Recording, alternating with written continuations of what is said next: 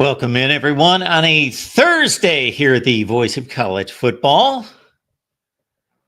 the College Football Show, every Monday, Tuesday, Wednesday, Thursday, and Friday, 4 p.m. Eastern Time. And again, thanks to Tukey G, we are counting down the days to our first off-season late night call-in show. That's going to be Friday, April 11th with all of you. I'm sure all of you are going to be here with us at 11 p.m. Eastern Time. That's on a Friday, April 11th. Because I'm assuming I'll have nothing better to do. No, of course, I won't have anything better to do than to share a Friday night with all of you, of course.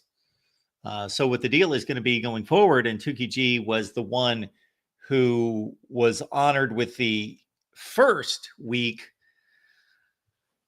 designation of our late night call-in show, is that we're going to do one late night call-in show each and every week. One.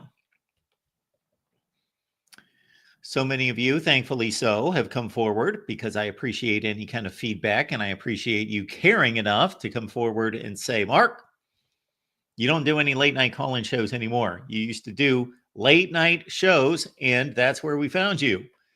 And so I thought, okay, we can do one a week. We can do one a week. Well, it wouldn't necessarily be fair to do them all on the same night. So every Sunday, I will come up with some creative way, I'm sure, to determine what is going to be the night that week.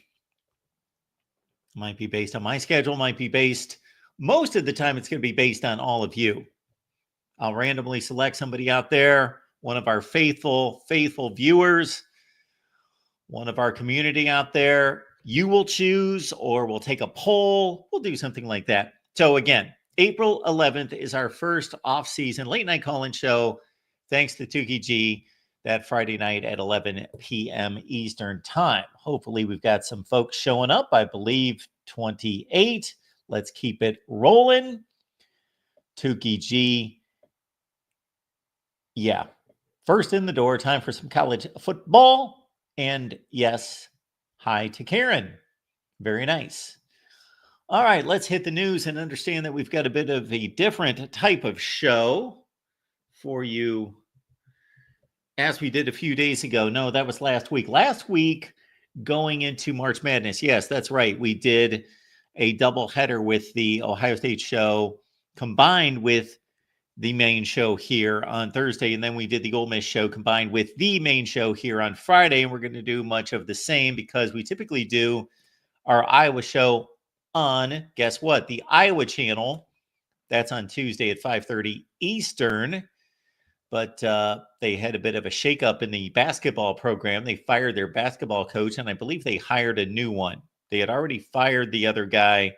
I believe they hired a new basketball coach at Iowa. Therefore, our buddy Corey Bratta, who makes that Iowa show work for us every Tuesday, had to attend that press conference. Therefore, we had to move the Iowa show. So guess when the Iowa show is going to be? It's going to be in about 50 minutes right here.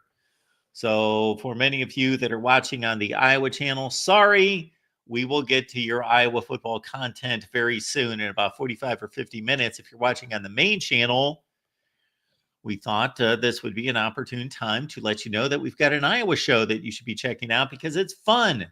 Even if you don't care about Iowa football, it's a fun show with Corey Bratta each and every Tuesday at 5:30 Eastern. This week, it's during the College Football Show.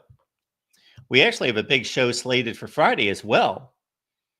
We have a recent commit to Texas A&M joining us for an interview. That'll be a fun talk.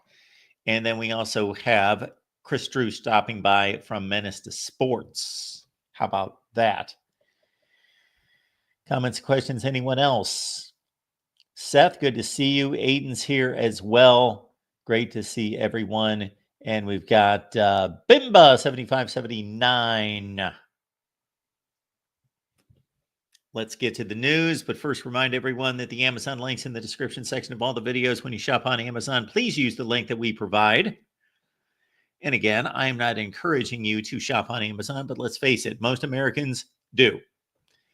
And so when you in fact shop on Amazon, please use the link that we provide. It's right down there in the description section. Guess what? It's the one way that you can contribute to the Voice of College Football without spending a penny. Without spending a penny, do your shopping on Amazon, use the Amazon link that we provide. And it is instantaneous. It knows your account. Nothing will get screwed up. They are smart people there at Amazon, so they figured out how to do that. So as soon as you click on that Amazon link, it knows that it's you, and you will see your account information right there, and you will be logged into your account. So please use the Amazon link when you shop on Amazon. Yakov's here. Good to see you. Connor is here as well. And again, our Iowa show is coming up at 5 p.m. Eastern time. So just keep it locked in here. We'll have some fun talking college football first across the nation. Then we will lock in on Iowa football in about 45.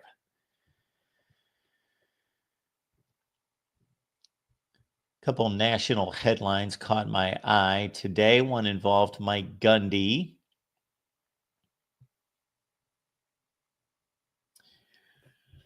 So Mike Gundy is suggesting, I see, that Oklahoma State and Oklahoma do spring practices together. So this comes off the heels of the Deion Sanders comments from a couple weeks ago, and this has become a big topic in college football, changing spring practice and spring football games. So there's Mike Gundy talking to the media. I did not listen to this, but let's read it together. Understanding that Oklahoma State, which is called Bedlam, has been discontinued with Oklahoma's move to the SEC. And I don't want to say their refusal because I don't know what the contract situation is between the two schools and who is desiring to keep the series alive. But I do believe, based on what I've heard, that it's Oklahoma State that wants to keep the Oklahoma series alive, but Oklahoma moving to the SEC and then figuring that they would have to play, if they do play, in fact, Oklahoma State every year like they have been forever, then that would really make it difficult to schedule another difficult non-conference game. So I believe Oklahoma is on the side of distancing itself from Oklahoma State, while Oklahoma State would benefit more greatly from keeping this series alive. So Bedlam is back, maybe in the spring. That's what Mike Gundy wants. Longtime Oklahoma State coach said Tuesday that he would prefer having two practices against rival Oklahoma in April instead of holding an intra-squad spring game. So he doesn't want, instead of holding the intra-squad spring game to play Oklahoma. Cowboys and Sooners discontinued their Bedlam series last year after Oklahoma left the Big 12 for the SEC. Until then, the two in-state rivals had faced one another for 112 straight years. This is what college football expansion and realignment is doing to the fabric of the game. 112 straight years these two played until last season. Gundy suggested that the Cowboys could go to Norman on April 12th, the same date that Oklahoma has its scheduled Crimson Combine to replace the Sooners' traditional spring game. The following weekend, Oklahoma could make the trip to Stillwater in place of Oklahoma State's spring game. So Mike Gundy's saying, let's do this year. Let's not even hesitate. Let's not even plan for the future. We can do it this year. Gundy added he would also be open to just one annual spring meeting with the Sooners, with the two programs splitting the ticket gate and putting the proceeds toward NIL. It's not going to be a live game, but nobody really has live scrimmages anymore, Gundy said. So you make it a full thud like we're doing and practice against them just like they do in the NFL. Gundy noted his idea stemmed from Colorado coach Deion Sanders. Okay, under current NCAA bylaws, football teams cannot play against each other in the spring. Oklahoma, Nebraska, Texas, Ohio State, and USC are among the programs opting to cancel their spring games, also include Florida State. Texas coach Steve Sarkisian said last month that the expanded schedule with the 12-team playoff prompted him to think differently about the spring game and increased wear and tear on his players. I don't get that point. With the way spring games are being played now, and they should be hitting a little bit in spring practice, I would hope. I know that they're hitting to a certain extent. So what we're seeing in these spring games is not any additional wear and tear on the players. Come on. Gundy said Sanders got him thinking in recent days of how Oklahoma State could better utilize its spring. I think it's a great idea. We get tired of practicing against each other. So it's good for the football teams too.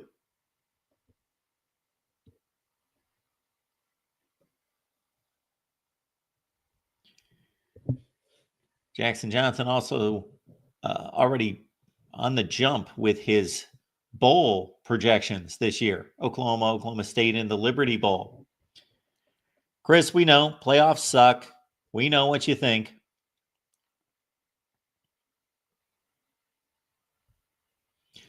Todd says you can still have out-of-conference rivals, but I think this is the deal.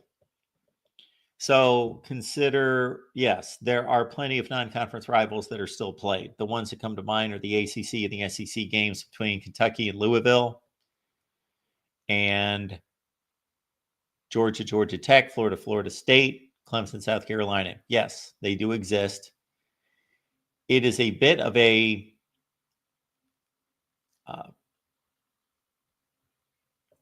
it's a bit of a deterrent, though, against scheduling other difficult non-conference games. So if you're Oklahoma and you're going to play Oklahoma State every year, then what incentive do you have to play another big non-conference game? And if you never play another big non-conference game, you never play anybody else besides Oklahoma State.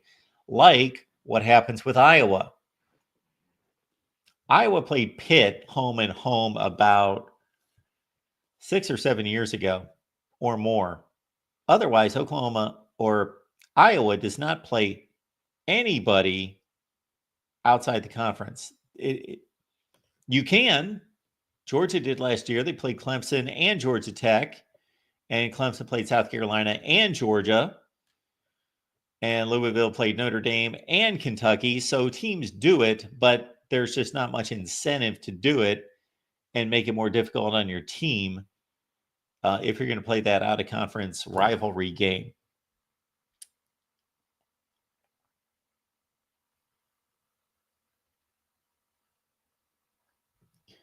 So Jackson says, I'm cool with Mike Gundy, but his position on the Bedlam rivalry where he doesn't want Oklahoma State playing OU in the season, but in the spring is making me like him less.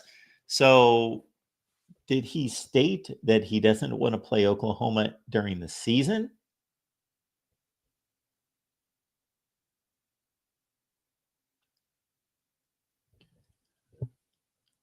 Thank you, Connor. Good to see you. And again, we will have Iowa football talk coming up in just about 40 minutes. Exactly. Good point here, and certainly an obvious point by Cheviota. I don't know what's going on with car brands there, but Cheviota says there's more room for SEC teams to do that, basically, because they only play 8 conference games, and even if you schedule 2 difficult non-conference games, then you still have 2 cream puffs to play, as opposed to being in the Big 10 or the Big 12. And if you schedule 2 difficult non-conference games, then you only have 1 cream puff.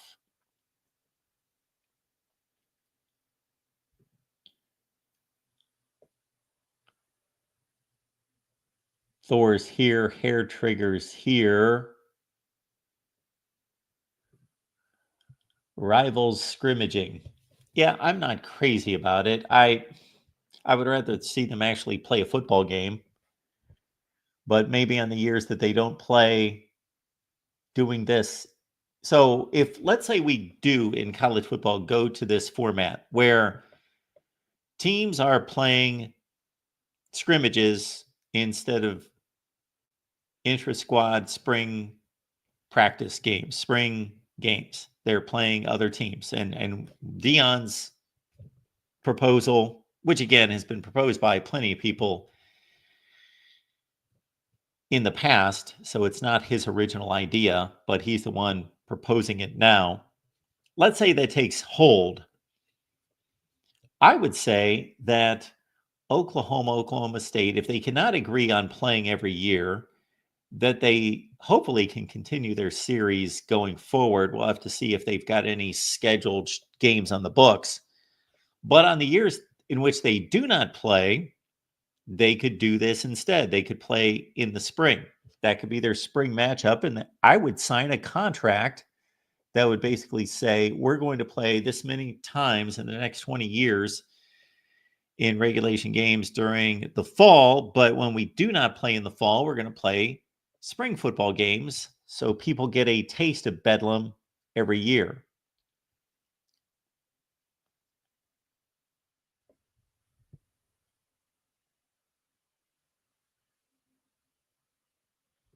Look at this. I wonder how Iowa fans feel about this. This sounds like this would be a really good poll to take. As an Iowa fan, I'd be okay with seeing the Iowa State game go away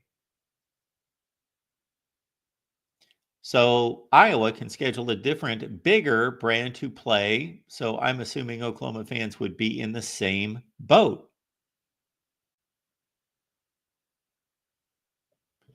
I think that sounds like a really good poll to take right there. We may just do that.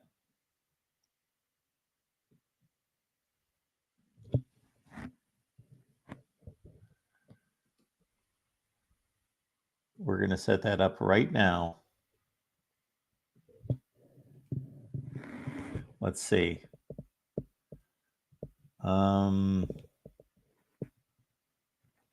Let's do that on the Iowa channel. That would make the most sense, right?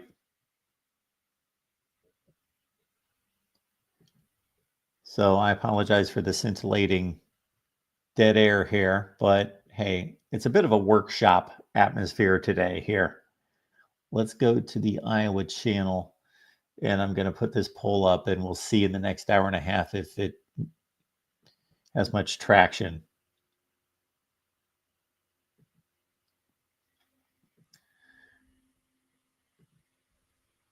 And you guys can follow along. This should be exciting as I type.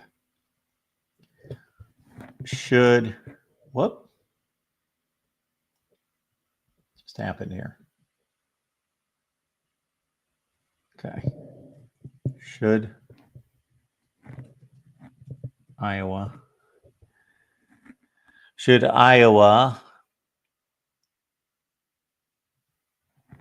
opt out of its annual series with Iowa State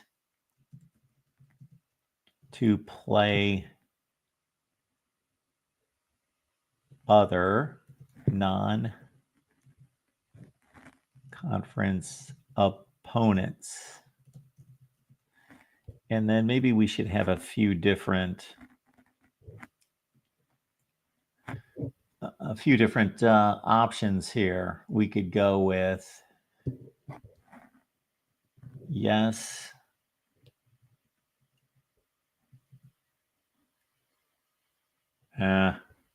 we're going to make it cut and dry here.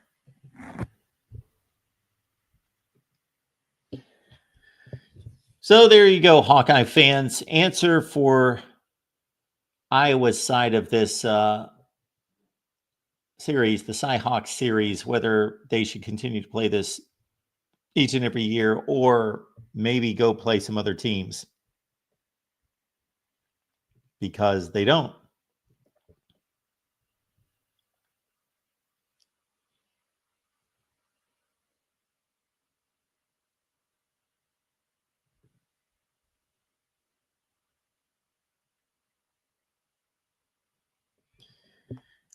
Next up is an interesting article if you love the broadcasting side of college football.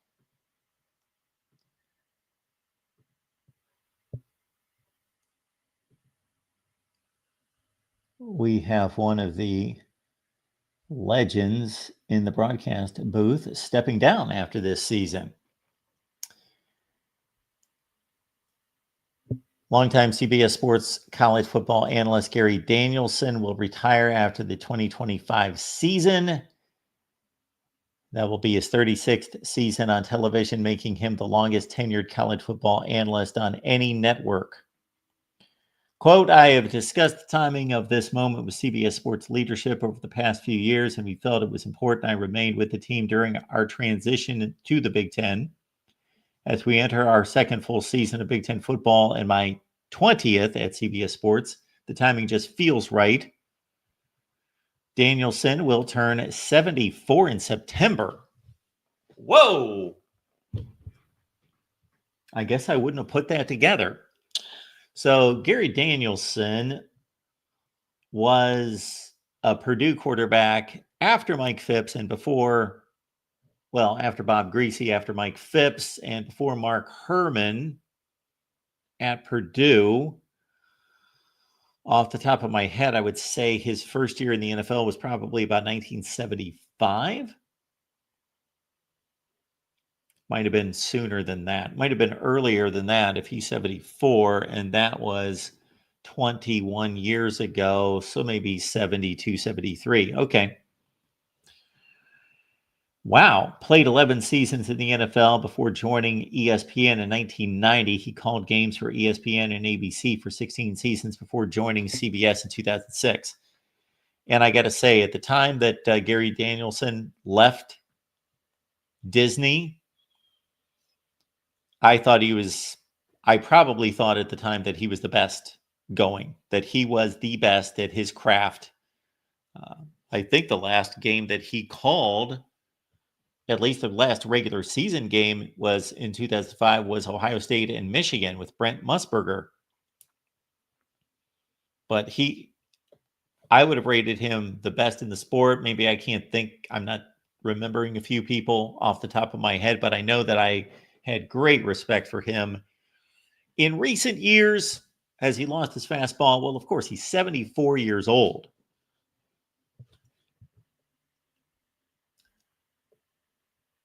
CBS carried the top SEC game through 2023. It had a limited Big Ten schedule in 2023 before carrying the 3:30 Eastern time game last season. Certainly, Gary Danielson did not call the caliber of games these past two seasons in the Big Ten that he did in the SEC. Number one, the SEC is just flat out deeper with better teams. And number two, CBS would get the number one game every week. And Gary Danielson, whether he was working with Vern Lundquist or with Brad Nessler, they would get the number one game as the number one team on the network. So he always get the marquee game in the SEC, and now he's getting more like the second or third best game in the Big Ten.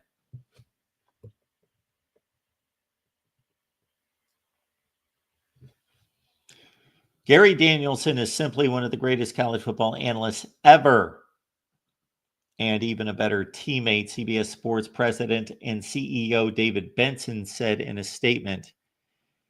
Gary cares more about uplifting others and ensuring the team receives all the accolades. During his 20 years here, he helped propel CBS Sports, the gold standard in college football coverage.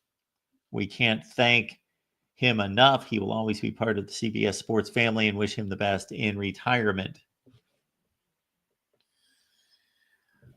I have no issues with these networks as long as it's legit, as long as it's arguable when they call themselves the best at something, as long as they are arguably the best. Of course, CBS is not necessarily the best in college football coverage, but it's amongst the best. It can be argued.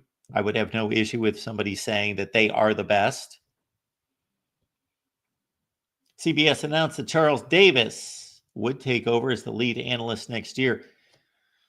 Charles Davis, I'm sure we're going to read here in his bio, of course, was in college football for a long, long time. He was actually, I don't know that a lot of people remember this, but when Fox took over the BCS contract and Fox called its first national championship game in 2006, it was then Charles Davis from 2006, 7, 8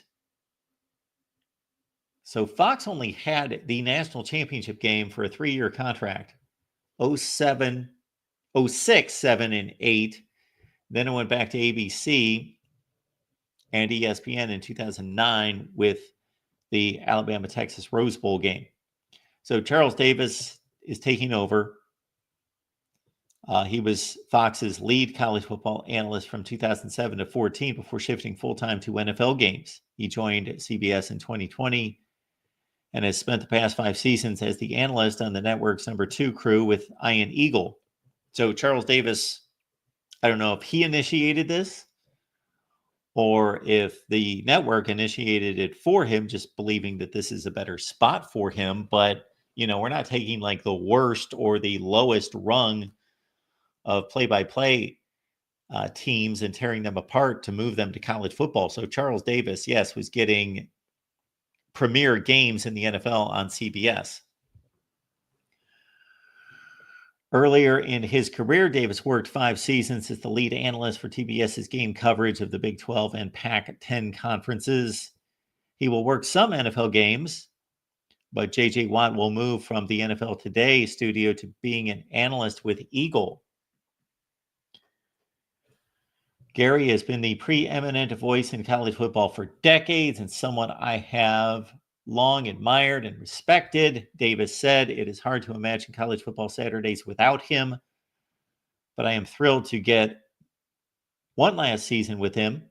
There is no replacing Gary, but I am truly honored and humbled to succeed him and call games with Brad Nessler and the incredible Big Ten on CBS team."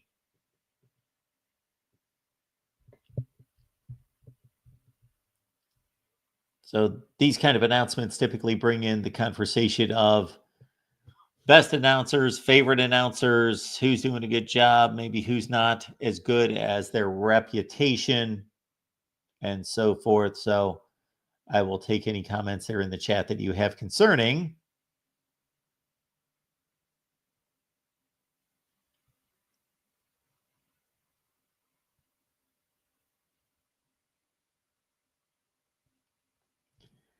Mike 3883. We appreciate you for encouraging everyone to hit the like button.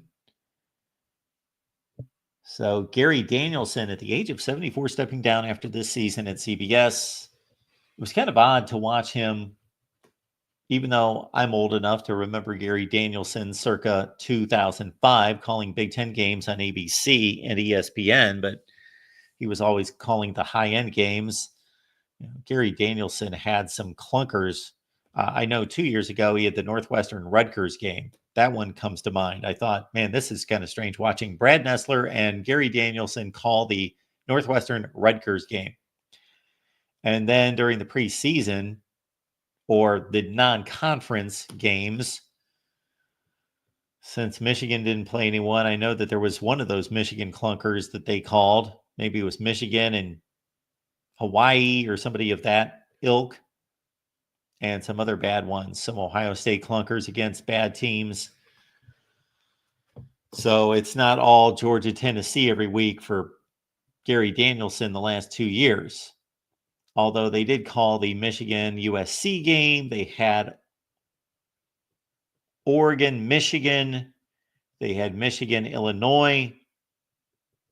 They had a few other decent games, but most of those went, of course, Fox getting the number 1 Big Ten game every week, if they so choose every week, and then NBC filed in behind them most of the time. I don't know that Ohio State was even on CBS this past year.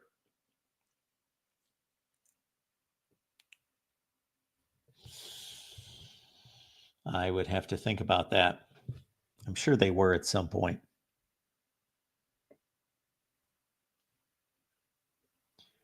Connor says, but the Big Ten tries to balance schedules, so that would hardly ever happen. Whatever that would be. Well, the Big Ten did not do such a great job of balancing schedules coming up this season, because if you look at Michigan's schedule, and we posted a video on this, it's unbelievably bad how bad Michigan's schedule is this year. It's crazy, crazy. I am reminded by a certain person in the chat that we've got a heck of a show lined up for you on Friday. Once again, we got Chris Drew from Menace to Sports. He's going to show up, I hope Chris is able to show up at 5 p.m. Eastern time, but we're going to lead off the show with Leanne Herring and also a special guest. All right, I'll leave you in suspense. How about that? All right. Had a great show yesterday. Appreciate you stopping by. We had a lively show yesterday. George stopped by. We had Chris stop by. We had much banter in the chat there. It almost seemed like a late night show yesterday. We've got the Iowa show coming up here in about, let's see. We are 29 minutes away from merging this show and the Iowa show with Corey Brada from the Hawkeye of the Storm. Speaking of which, we've got a lot of great announcements here at the Voice of College Football very, very soon. I cannot unveil those quite yet, but a lot of great people that are joining us, and the content and the show's getting better and better. I shouldn't have been so generic, I guess. Karen said, what constitutes a bad schedule? Okay, this is what constitutes a bad schedule.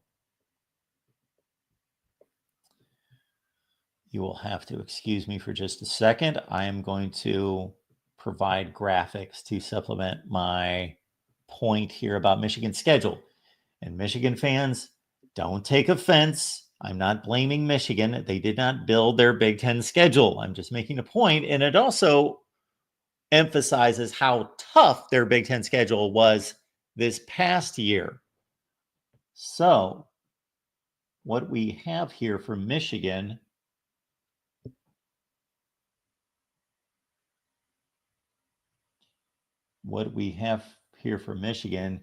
Michigan's schedule sets up for Big Ten title run. That sure looks like the video. So let me find some graphics in here.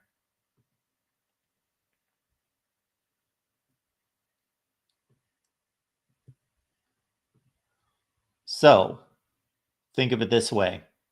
In the Big Ten, for example, you've got 18 teams. 18 teams in the Big Ten. And they all play 9-game schedules. Okay. Therefore, you are playing 9 teams in the Big Ten out of the other 17 teams. So think about the variation there. And I highly apologize for having to see me twice on the same screen.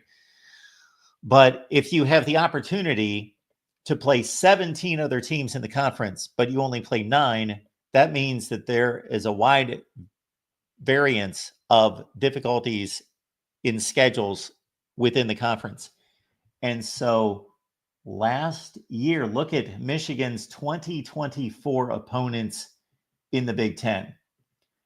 They played the best team in the conference in the regular season, Oregon. They played Indiana, who went 8-1. They played Ohio State, who went on to win the national championship. They played Illinois. They played Minnesota. They played 1, 2, 3, 4, 5 of their 9 games were against teams with winning records, including, no doubt, the 2 best teams in the conference. And so fast forward to this season.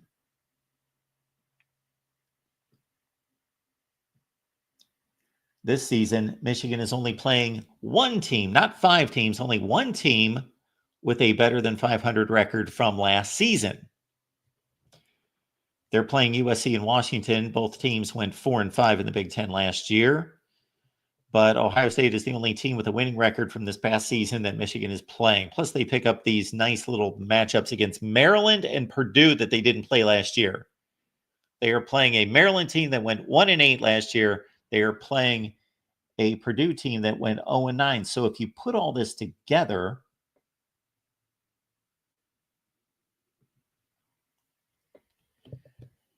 including last year, Michigan played a Texas team that went to the national semifinals and finished 13-3. That is replaced with a game against Oklahoma, who went 6-7. Michigan's 2024 record, their opponents, meaning all their opponents in the Big Ten, plus their big one non-conference game, those teams compiled together won 65% of their games. Last season's schedule of opponents won 65% of their games. The teams that they are playing this year only won 35% of their games. Hopefully, I explained that fairly well. That's what I mean by a bad schedule, an easy schedule. And again, this is not Michigan's fault.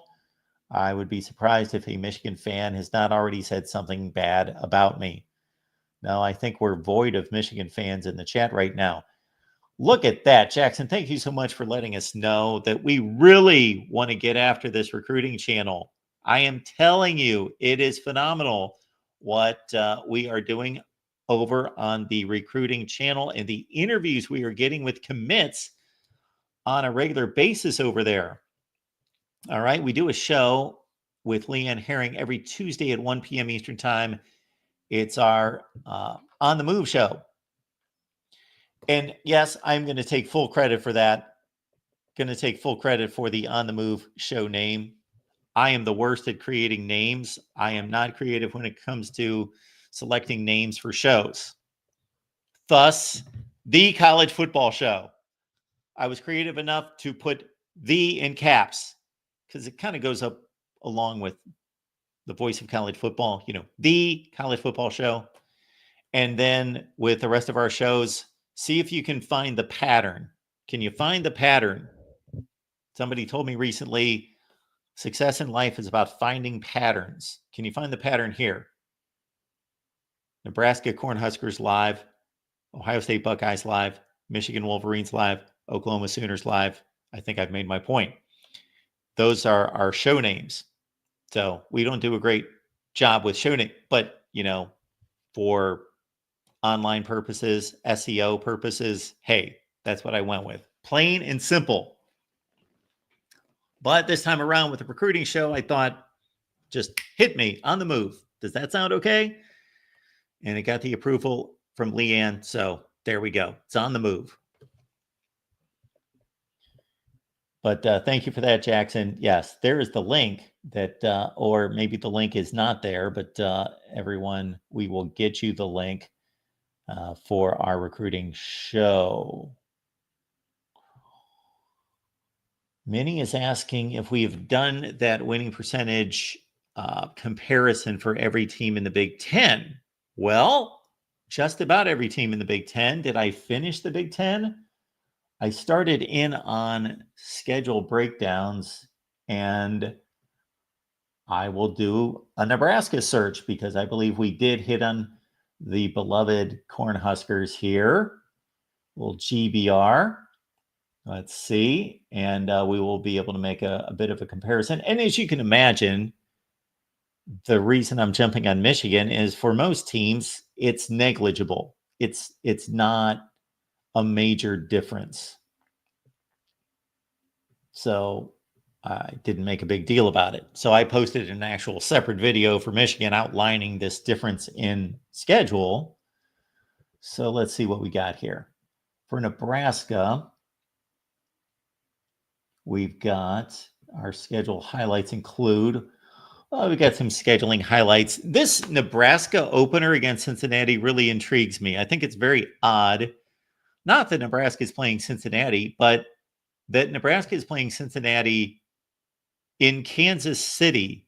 Nebraska and Cincinnati, I'm looking at a national map in my mind. They're playing in Kansas City. It just kind of strikes me funny. I guess the game was originally scheduled to be played in Indianapolis and something happened.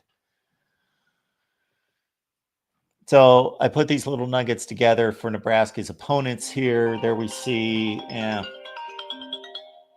you would think my friends would know. 4 p.m. Eastern time, All right. So Cincinnati is 13-14 against the Big Ten since the year 2000. That's a much better record than I would have anticipated. That's pretty good. Nebraska also plays Akron, whom they defeated 59-14 in 1997, and they play Houston Christian. What other nuggets do we have for the Huskers here? Let's see. They have lost 8 of 12 games against Michigan. They lost the last 2. Sorry to bring this up, Nebraska fans, 79-10.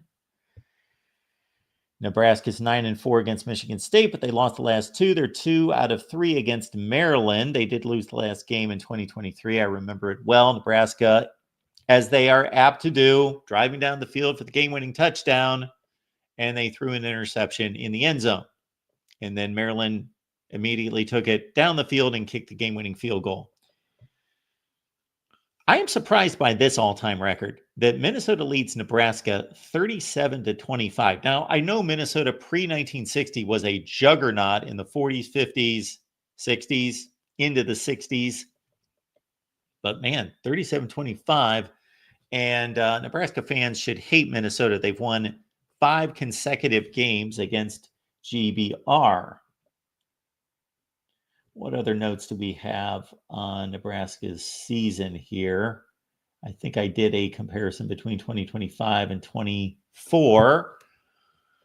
Nebraska's only 10-7 against Northwestern. They're 7-5 against them since they joined the Big Ten. Nebraska needs to win a game against USC. They're 0-5-1 all-time against USC. And, of course, lost that game against the Trojans in LA last year, and they get the return visit likewise, but in reverse. They played UCLA at home and lost last year. They go out to the Rose Bowl this year. They're 10-8 against Penn State. This is impressive out of Nebraska since joining the Big Ten. One of the few nuggets that we can find on the impressive side for the Huskers since joining the Big Ten. 4-1 against Penn State. And they've lost 9 out of 10 against Iowa, most of those by a walk-off field goal. Now let's see if I can find what Minnie's looking for here. Okay. I did a poor job of spacing the typing here, but hang with me here. We are basically comparing the difference in the 2024 schedule and the 2025 schedule, and it's not much different for Nebraska. So I took out the teams that they are playing that are the same in both seasons, and that's 3 teams. So you see 6 different teams that they're playing in 2025, replacing 6 teams in 2024. So the other 3 are the same, whoever those are. Iowa, Wisconsin. I don't know. I know it's Iowa. That's a permanent. Oh, it would be USC and UCLA. Those are the 3 teams that they played in 2024 that they play this fall. And the other 6 teams are different. So the 6 teams that they're playing this year, Penn State, Michigan, Minnesota, Michigan State, Northwestern, Maryland, replace Indiana, Ohio State, Illinois, Rutgers, Wisconsin, Purdue. Those teams that are part of that 2025 mix went 24-30 in the Big Ten. They were replacing teams that went 28-26 in the Big Ten. Although I would say Purdue at 0-9 really weights down that number. So I would say I think it's pretty negligible. Although Northwestern and Maryland are much more guaranteed wins than anything that Nebraska had in the Big Ten this past year, except for Purdue. So maybe they have more, and Michigan State should be a win for Nebraska. I think they have more games in which they are a sizable favorite, more so than last year.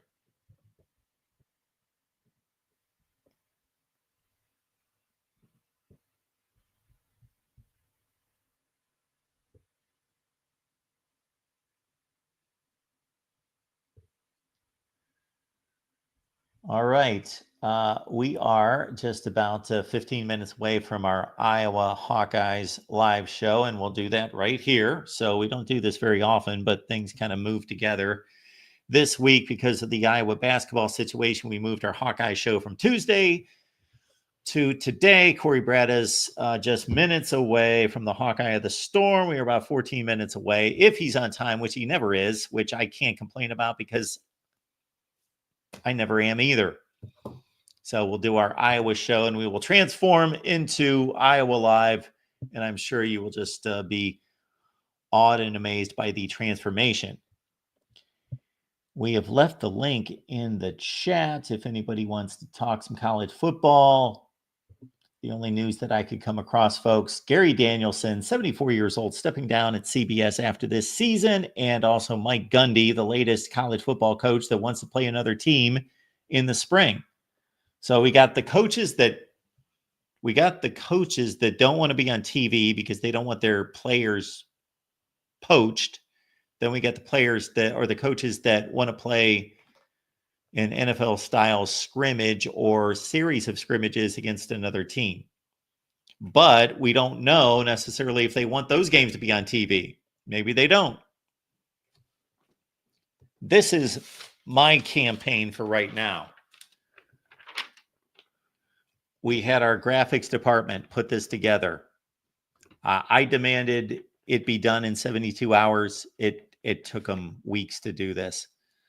But I should have probably put spring games for free, because it sounds like I'm demanding the freedom of spring games.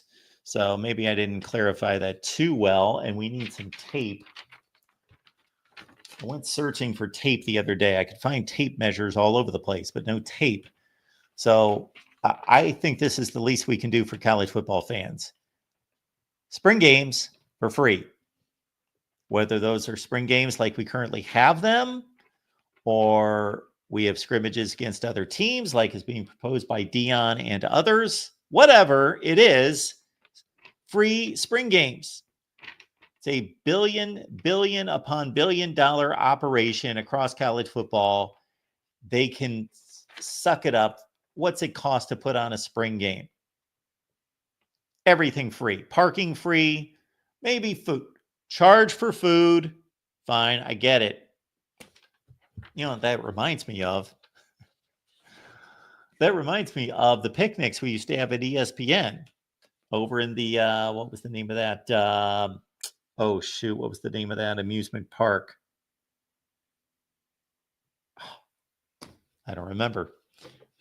There's an amusement park, and still is, I'm sure, across from ESPN, and we would have a company picnic once a year, and we would get free food. You know, we'd have a free run of the park. You didn't have to wait in line. You know, you just ride rides, play in the water park, eat whatever you want for free. And yes, I would take advantage of that. Too much ice cream, too much pizza for that day. Sure. Same thing here, but I can understand if they didn't want to give away free food, but we should have free spring games in college football.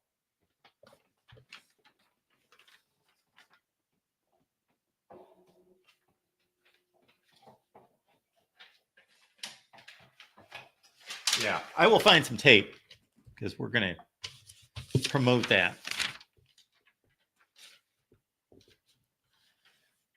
Might as well promote this baby while we're at it as well. Disputed National Champions is the book. It's not just a history book. We take each season during the 1990s. We slice and dice it.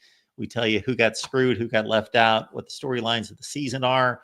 But in addition to breaking down the seasons, we propel those into the future formats of college football, meaning the BCS era, the 14 college football playoff era, the 12 team and the 14 team that's proposed right now.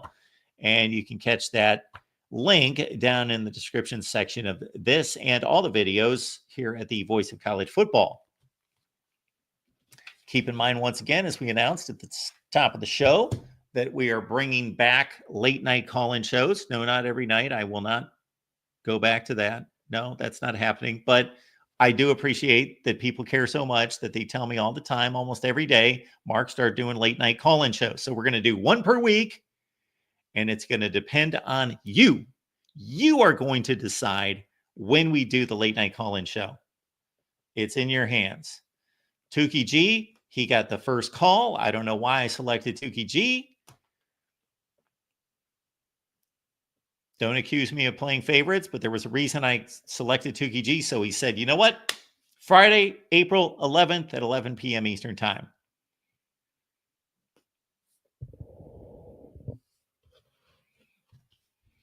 So I've cleared my Friday night of the so many social possibilities and opportunities to be here with you, of course. And I would ask that you would do the same, so we can all get together on that Friday night, April 11th at 11 p.m. Eastern Time. And then after that, every Sunday, we will come up with some fun and creative way to determine when we do our late night show that week. And I will do that 10 at night, midnight, 2 in the morning, 3 in the morning, whatever. Just be kind to me, because understand that I have made it a point now, and I have done this about 2 weeks in a row, that I now get up on the dot at 7 a.m. Eastern Time every day. And I go right into my routine, and I have been rock solid on that. And even if we do a live stream until 5 in the morning, you know what? I'm going to be up at 7 a.m. because that's what I do. Oh boy, we're getting a bit riled up in the chat.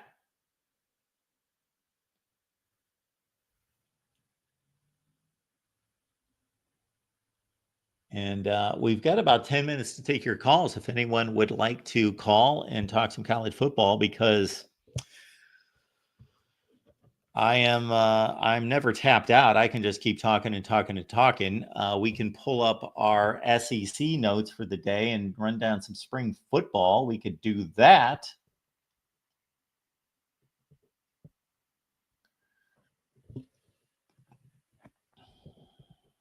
So I once again appreciate the fine SEC writers that provide these notes for us every day. Did we get them today? Watch, I'll tout this, and we probably didn't even get them today. Did we? I don't see them. We always get those. Okay, here we go.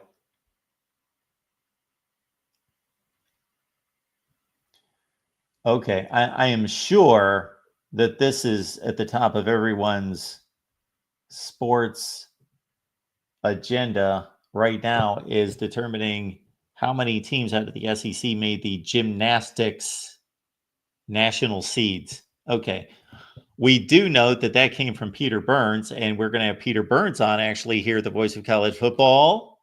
That's a coincidence. Peter Burns, SEC Network, is going to be with us in 2 weeks. I just traded some text with Peter today, and he's going, let's do it. And he said, let's just get past the Final Four. And Peter's a good guy that has joined us many times. And we will do so in a few weeks. All right. Basketball, baseball, softball. Anything here of note? According to ESPN.com and their analysis of Bama in the spring, they've got a strength along the defensive front. They've got a weakness at not wide receiver necessarily, but wide receiver depth, because they've got 2 excellent ones. And Ryan Williams, of course, the phenomenal freshman from last year, and Jeremy Bernard, who was their best wide receiver down the stretch. And of course, he was catching passes in helping Washington get to a national championship game the year before. 247 Sports reporting on Arkansas secondary.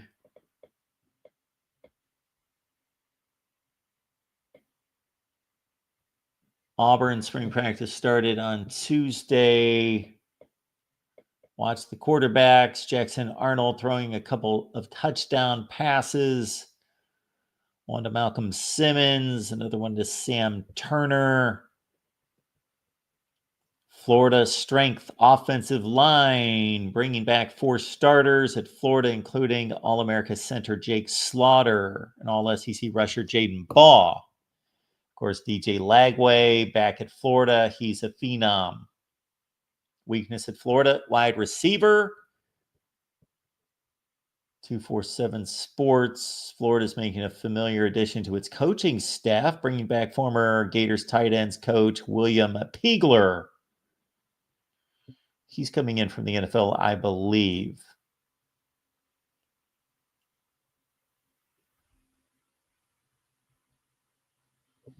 Exciting news that Florida is now scheduled Furman for 2028. We're all looking forward to that one.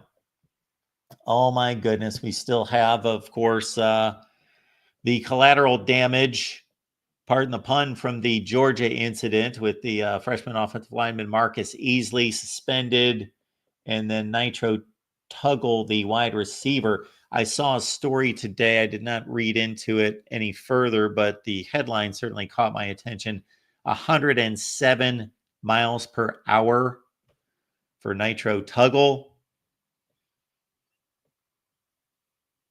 That is not good. Pardon me for checking some notes, but we want to make sure our guests are lined up here. And of course, Corey Bratta's got about 45 minutes until we go into our Iowa show.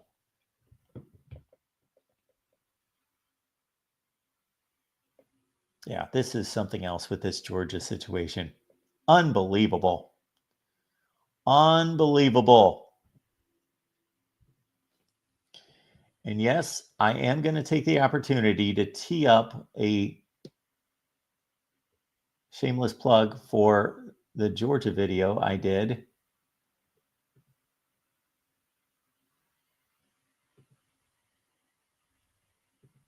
I do believe that this situation has reached a point where you can't just discipline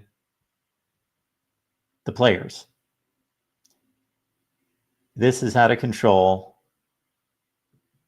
This is a situation where the head coach needs to be held accountable. After all this time, the head coach needs to be held accountable. That's how I see it.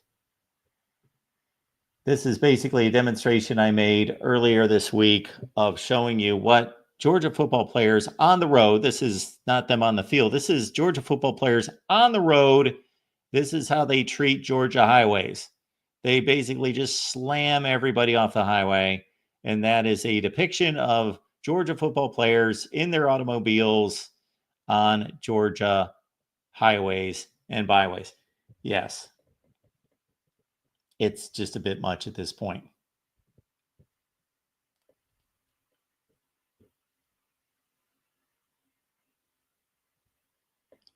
Is there something in the water? Must be oil. I don't know if they're that bored.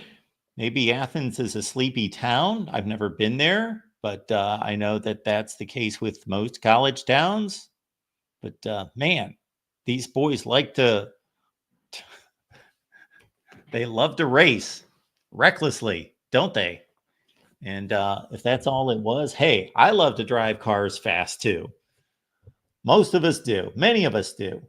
But there is a safety factor.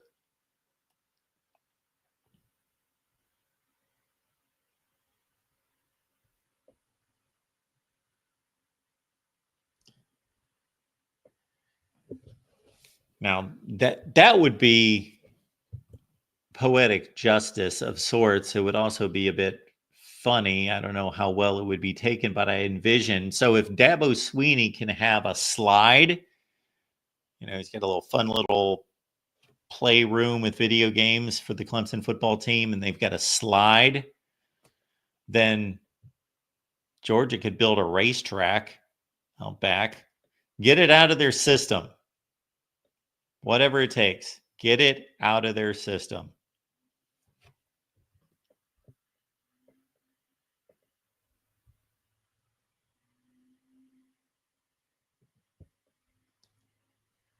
Any other college football news today? We talked the other day about Stanford, their situation with Troy Taylor firing their football coach at this time of year because he's been a bit naughty with his dealings with the ladies.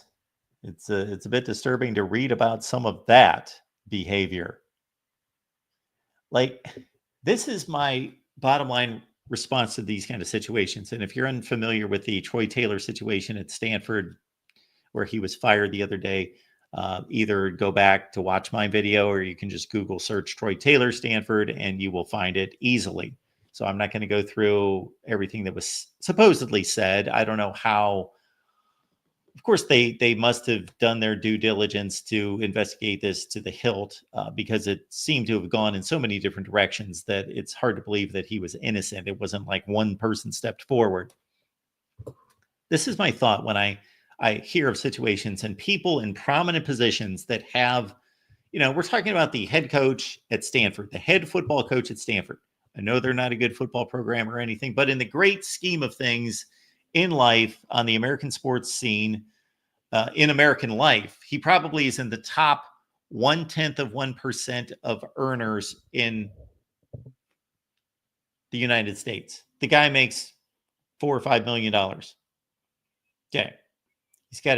He's not even going to be expected to win. He could probably go 5-7, 6-6 every year and keep his job.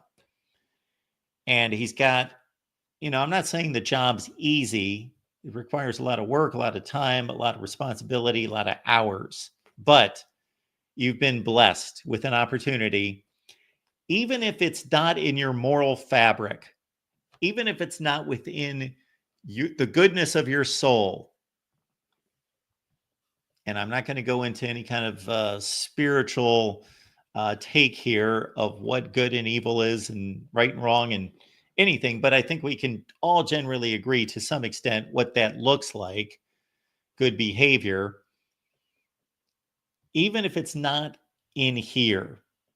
Even if you want to do those things, if that's what's in your heart, aren't you at least smart enough, just as a businessman, just as a career-minded individual? Are you not smart enough to be able to refrain and restrain yourself, knowing, you know what, that's what's in my mind, that's what's running through my brain right now, but I can't put my job on the line and I make all this money and I've got it good.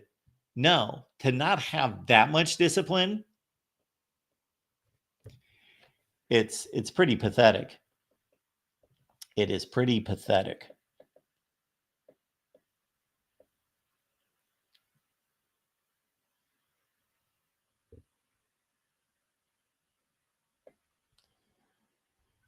All right, we're getting to the point where I'm going to scold Corey when he comes on here because we're 4 minutes late for our Iowa show. But we will get Corey on here. We'll talk Iowa football. And we will do that soon. Sounds like it's promo time. So Amazon links in the description section of all the videos. Also, we've got a great recruiting show that we do with Leanne Herring every Tuesday at 1 p.m. Eastern time. 1 p.m. Eastern time.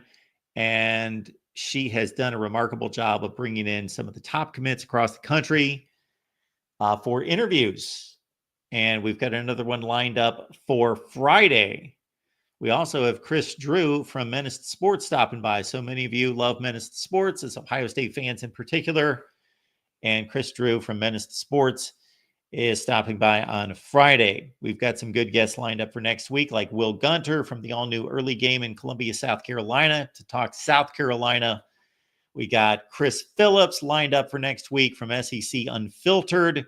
We've got Peter Burns from the SEC Network lined up here soon. You know what? I'm going to go grab Steve Dace. We'll bring him in probably after the Michigan spring game. Let's do that.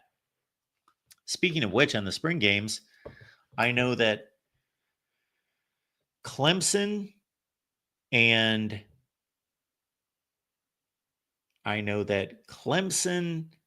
West Virginia hit the field on Saturday We will most likely do something with that after those games are complete. Although the Clemson game, as Dabo Sweeney has ordered, is not on television. I don't agree with that. But it is free. So at least Dabo's right in line with me right there. I'm curious, folks, is there a college football coach that you despise? Is there one you despise? Put them in the chat. Anybody you despise who is currently coaching college football. I do not want to see Urban Meyer, Nick Saban, or anybody else that is not currently coaching. Anybody you despise. Thank you, Jackson. We would love to get to 100,000 subs. I thought it was going to be much easier than it's been. But Jackson is still fighting the good fight to 100,000 subs. We've stalled at 46,000. We will get there. Okay. Again, college football coaches you despise. And when we have Minnie on, hopefully at some point as a guest, I will ask her why. Although the obnoxious factor seems to be rather high with those two. So I don't know that I need to ask her, but I still will. Kurt Signetti, got to credit the guy. What he pulled off there in this past football season, his first year at Indiana, was quite impressive. And then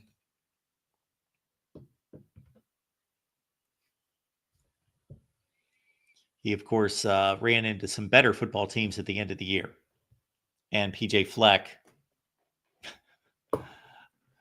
I like PJ Fleck. Karen does not like Brent Pry at Virginia Tech. Maybe not despise, but really dislike. Is that because he's not winning, or he's a bad person, or he's just annoying?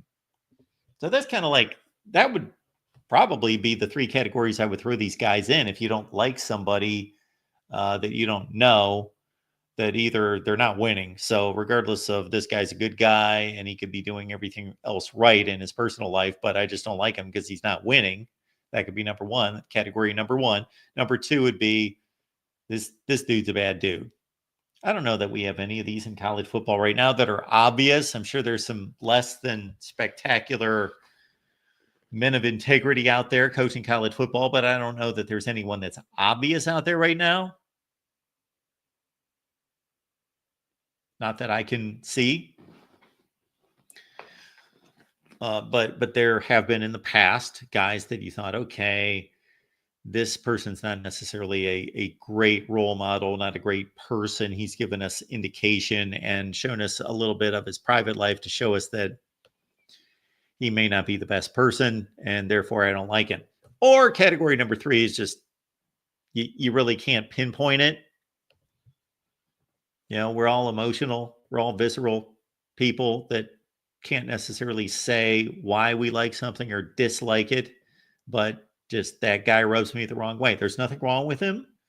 He seems to be a nice guy. He's winning, but I just don't like him. I don't care for him. He just bothers me. Those would be my three categories. Chris does not like somebody's act. That would be Deion Sanders. Does not like his act. I am slightly coming around to Deion Sanders. Slightly. Karen says that Brent Pry appears to be superficial, but yeah, because I think they should have a better record.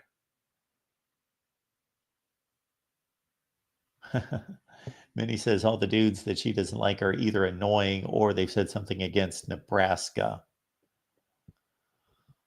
Chris, you are welcome to call in. I don't know how long we'll be on the line before we start our Iowa show, but we can do that. Fickle and Kirk Ferentz and Luke Fickle. Okay. Edward does not like Shane Beamer. Can't even look at that face. Edward, are you a Clemson fan? And have you lost to Shane Beamer 2 out of the last 3 years? If you can answer that question, then I would understand better. I would understand better. I do want to ask Corey when he jumps on here. I want to make a continuation of our topic and our question from yesterday. Remember when we were asking, what is a true college football fan? What constitutes a real college football fan? And then we're also going to ask Corey about college football coaches that he does not like. And yes, I shouldn't have to write these things down, but I'll forget them if I don't. Iowa football is in spring practice, of course, and the depth chart is out. So we'll ask Corey about the Iowa depth chart, anything that surprises him there. And there's been a transfer portal addition or subtraction, actually, I should say. It's an addition to the transfer portal, subtraction from Iowa in defensive back John NESTOR, who at one time I thought had a bright future at Iowa, but he's decided to move on.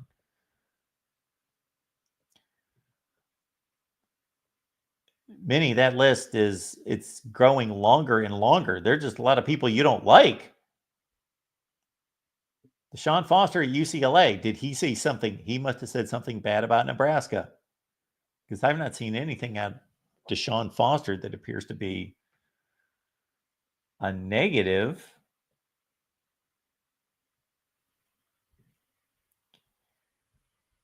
I would think that if we took a national poll, which of course we're taking an international poll every time we go on YouTube, that the returns would come back. Favorite college football coach, Deion Sanders. Least favorite college football coach, Deion Sanders. That is the definition of polarizing. That's what Deion Sanders is. He's polarizing. People love him, they hate him. I have criticized the guy. I've supported him at times. I am coming around a little bit more and more. It seems like he is. See, the longer he stays at Colorado, then the more I determine, okay, he's in this for better reasons than I didn't know. I didn't make a judgment on him like some people did, but I at least said it has the appearance of being a bit fraudulent. It has the appearance of being a bit all about him, which there are some people that it's always going to tend to swing that way. And a lot of that has nothing to do with him. It has nothing to do with the choices that he makes. He could deflect credit, he could deflect attention, and he's still going to get it. There aren't any other coaches in college football, none. I would argue there are no college football coaches in the history of the sport who have a brand outside of being a college football coach. So all the most famous college football coaches ever are famous because of them being college football coaches. Nick Saban is famous for nothing else, maybe some Aflac commercials, but they were tied to him being a college football coach. Nobody made their fame outside of college football and then became a college football coach. They are all famous because of their connection to being in college football as a head coach. Deion Sanders is completely different. Great college football player, great NFL player, and that has to be the source of most of his fame, is for being on an NFL field every Sunday for 15 years, and a baseball player. One of the few guys that pulled that off. Baseball and football at the same time. And then he becomes a TV personality. He was on ESPN, the NFL Network, et cetera, et cetera. So he came into college football already established as a brand, as a famous person, as the most famous person in college football before he ever coached a game. So it's just a completely unique situation that we've never seen before.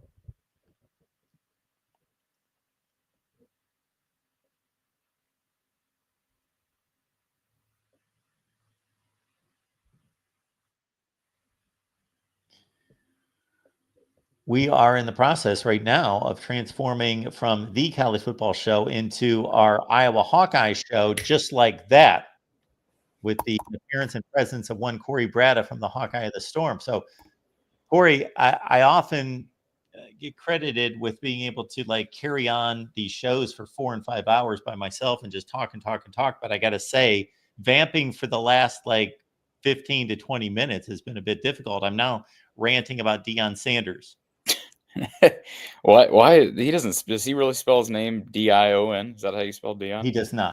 Okay, I was gonna say that didn't look right, but hey, we're color coordinated, Mark. We originate are? yeah. And we're switching over to the Iowa colors there. Very Well, nice. no, I'm saying our shirts I are. see. We got the burgundy going on, so yeah. Hey, it's first week of fall or of spring practice. I know Hawkeye fans, a lot of Iowa athletics fans are thinking about basketball. With the new hire of Ben McCollum for the men's program. But we had depth charts come out this week. And yeah, a bit of a surprise in the transfer portal with John Nestor hopping in. So kind of a busier week football-wise than even you typically get for first week of spring. Usually it's pretty quiet. Okay, I'm going to save 2 questions for you for another week because it sounds like we've got enough material to carry an Iowa show for 30 or 40 minutes. I think we can pull that off. But I do have 2 questions to ask you, but I'm going to put them off because we want to serve the Iowa football fans who have been, if they're on the Iowa channel right now, have been patiently listening to me for an hour and 15 minutes talk about all sorts of nonsense. So we will move into the Iowa portion of this show, which, as I saw online when I looked up Iowa football news, the depth chart has been released. Is there anything that jumped out to you in regards to any surprises, anything significant? Well, what jumped out, I mean, I had my eyes set on cornerback. I just thought it was an odd, and I don't have any insider information on John Nestor, but that was one of the positions that I was going to be looking at specifically, especially without Gronowski available. Certainly, quarterback would be at the top, but without Gronowski available, TJ Hall, either TJ Hall or Deshaun Lee have to step up this spring because I really don't know. Kirk commented on this yesterday that he's going to be excited to see what those guys can do and how they can compete. So he said the same thing about linebacker, so that'd be another one. He complimented Jaden Harrell, but it's sort of it's what's the old phrase? It's sort of what's the phrase I'm looking for, Mark? Where it's on paper like you'd expect it to be on paper. There's a phrase that I can't think of, but anyways. I could have made the depth chart just as well as I think Kirk could have yesterday. So why did we just jump from 40 people to 111? Did we just start simulcasting? Because you showed up. Yeah, sure was. We jumped from 40 to 111. No. I know what you're looking at. You were looking at how many people were watching on YouTube, and this is a conglomeration of a number of places. Got it. Okay. Something like that. But yeah, I would say I can, if you don't have the depth chart, I can certainly pull it up, Mark. But I would say corner is the position now with the John Nestor news that I'll probably be following closest on defense. And then on offense, without having Gronowski, I'm not really that intrigued with running back because I kind of think we know what Iowa's got there with Jazz and with Kamari. Receivers, obviously an interesting one. The problem is, how well do you evaluate that position without good quarterback play? So hopefully Brendan Sullivan can really perform well this spring and at the very minimum help the receivers along. Tight end's going to look different without Luke Lachey, but we didn't see a lot of tight end involvement last year. And then we've been talking about the O-line with the return of Logan Jones and Jennings Dunker, et cetera. So I'd probably still go wide receiver on offense and then corner on D. It's interesting with this John Nestor decision to go into the transfer portal because as soon as I saw that, I thought, well, I got to go right to Corey and see what the deal is because I thought at one point he was a high riser on this roster. I thought that he was a guy that was expected to become a pretty prominent player.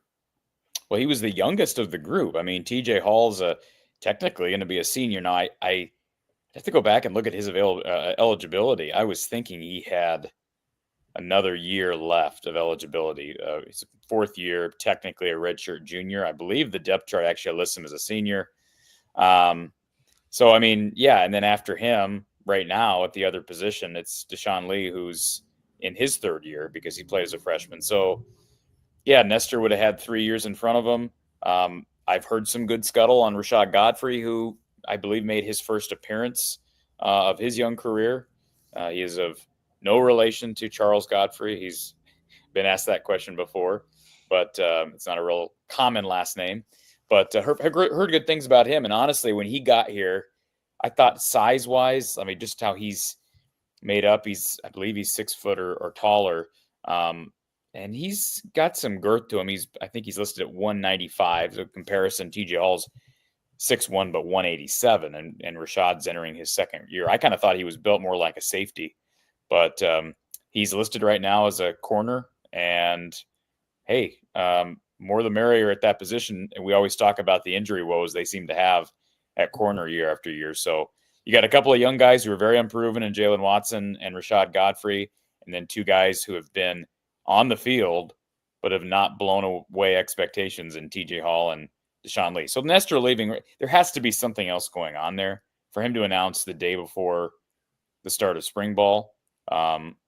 I don't even can he even enter the portal right now? Technically, I know the news was broken that he's entering the portal, but the portal window doesn't open until after spring ball, right? So there's got to be something going on there, because why would you not play out spring? Yeah, the date's somewhere around April 15th. Yeah, there's no reason not to. So for people there's no reason not to play out spring unless A, you're hurt, or B, you've had off-field issues, or you've had a falling out with the program in some respects. Now, I've not heard anything. I've not reached out to John. I guess I could, but I don't. I hate doing that. I know some people probably do that when guys up and leave, or there's some, first to text the guy, get information. I don't really care. I've had him on my show before, but yeah. And in fact, I believe it was his dad used to. He's one of those guys that would. I always enjoy this when you have parents of players who are regular on the show in the live chat. His dad, I believe, is one of those guys. I haven't seen him in a while, but he used to be somebody that would appear in the live chat during our live shows. But I wish the best for him. I had high hopes for him. He came from the same Chicago school as Sebastian Castro. And as I understand it, really looked up to him. And it seemed like he was, remember, he appeared pre-fall camp last year as a true freshman as the starter at corner. And everybody was going to say, here's another starting white cornerback for Iowa. You got Riley Moss, Cooper DeJean. Now it's going to be John Nestor. I don't know if you remember hearing that, but it was on the message boards and social media, and now he's apparently leaving. Well, when I saw that John Nestor was transferring, and then I skimmed through some articles just to see if there was any angle on what this could have been, there were Riley Moss comparisons all over the place. Because he's white. Yeah, there was no further breakdown as to that really, yeah. So no, I wish him the best. Maybe there's something else going on at home. Maybe he needs to be closer to home. Maybe he'll end up transferring to Northwestern, or I'm trying to think of a school that's in what other major schools are in the Chicagoland, Mark? Well, in terms of football, that's it. I was going to say DePaul. Yeah, DePaul is in, but so yeah, maybe he'll transfer closer to home, or who knows? You would think Nebraska or Northwestern. I've got Nebraska in the brain. We've been talking a lot in Nebraska. Northwestern would welcome him with open arms, I would think. Not that I've diagnosed their defensive backfield, but I would think so. Yeah, based on what I know about John Nestor coming out of high school, very good student, very good head on his shoulders. So I don't have any reason to believe that it was an off-field issue, but I don't know. I did pull up the depth chart just in case people haven't seen it as far as highlights. No surprises that you have your 2 defensive ends, Max Llewellyn, Ethan Herkett. We all know Deontay Craig is gone, so that will hurt them on the outside. But I really like Llewellyn. To me, he's the guy that if he develops to where I believe his ceiling is, he could end up being a, first or second team All Big Ten type of guy on the edge, and Iowa hasn't had one of those in a while. So his development's going to be intriguing to say the least. And then a couple of young guys behind them. Joseph Anderson was a freshman last year. Kenneth Merriweather's in his third year, but is very green. He was a receiver in high school. So, certainly Iowa's going to always be young in their 2 spots and their 3 spots because they're a developmental program. So it's always going to be intriguing to see who jumps into those spots, not only heading into spring, but out of spring and then into fall camp. So those are positions to follow. But Iowa's pretty, I'd say on track with development for starters, because you have those 2 guys who have played a lot of football. Jeremiah Pittman's played a lot of football. Is listed as your right defensive tackle. Then Aaron Graves, Will Hubert, and Luke Gaffney behind those guys. Where they're not experienced at the top is at linebacker, but we've been hearing Seth Wallace and this staff tout the depth they have at that position for so long. The problem is, I shouldn't say the problem, it's a blessing and a curse at the same time. They've been so healthy there for the most part, with Nick Jackson and Jay Higgins. And before that, it was Jack Campbell and Seth Benson, that we haven't really had to see the other guys. So, Jaden Harrell, Jaden Montgomery he's in his 4th year, has never seen the field. He's stuck around. He's a guy I've tinkered with the idea of maybe he enters the portal at some point. He has not. So he is on the depth chart. And then, Jackson Rexroth, I think he may have gotten a scholarship. He's a former walk-on. Derek Weiskopf, a young freshman, a redshirt freshman who was a 4-star last year. And then Carson Shire and Landon Van Kekerix. Shire is a kid who just hasn't been able to stay healthy. And if he's healthy, I think he's probably their best linebacker. So, folks, we've taken the opportunity today so we can introduce a lot of folks to our Iowa show, because I do a show Monday through Friday at 4 p.m. Eastern time on the main channel. So if you're watching on the main channel, but Corey and I get together for Hawkeyes Live over on the Iowa channel at 5:30 Eastern, 4:30 Central on Tuesdays.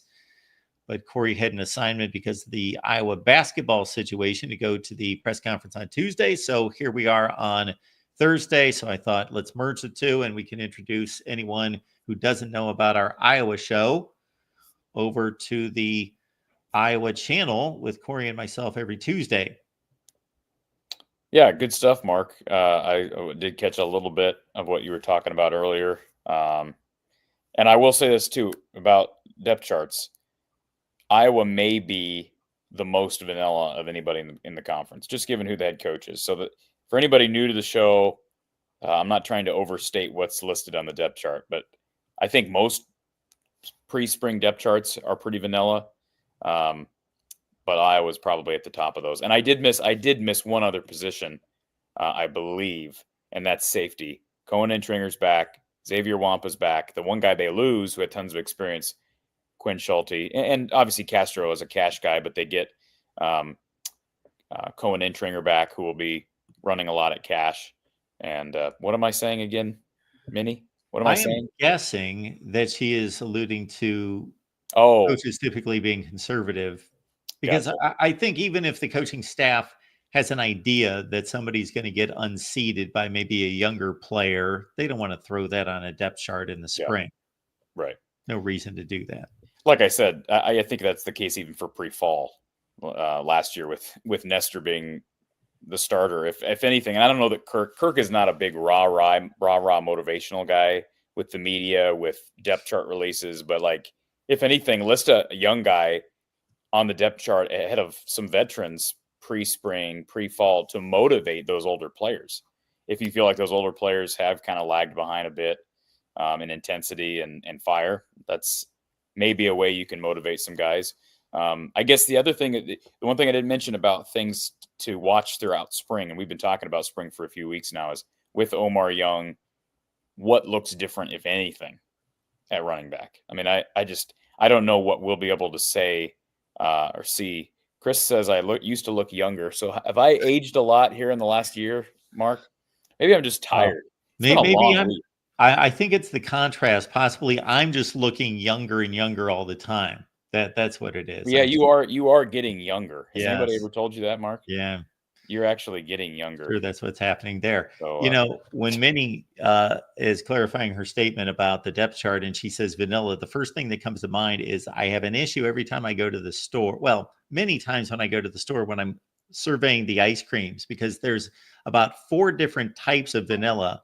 And I'm yes. not one to just eat vanilla ice cream by itself. So then I decide, am I going to get ice cream that's more flavorful, or am I going to buy vanilla and I have to go get some chocolate syrup?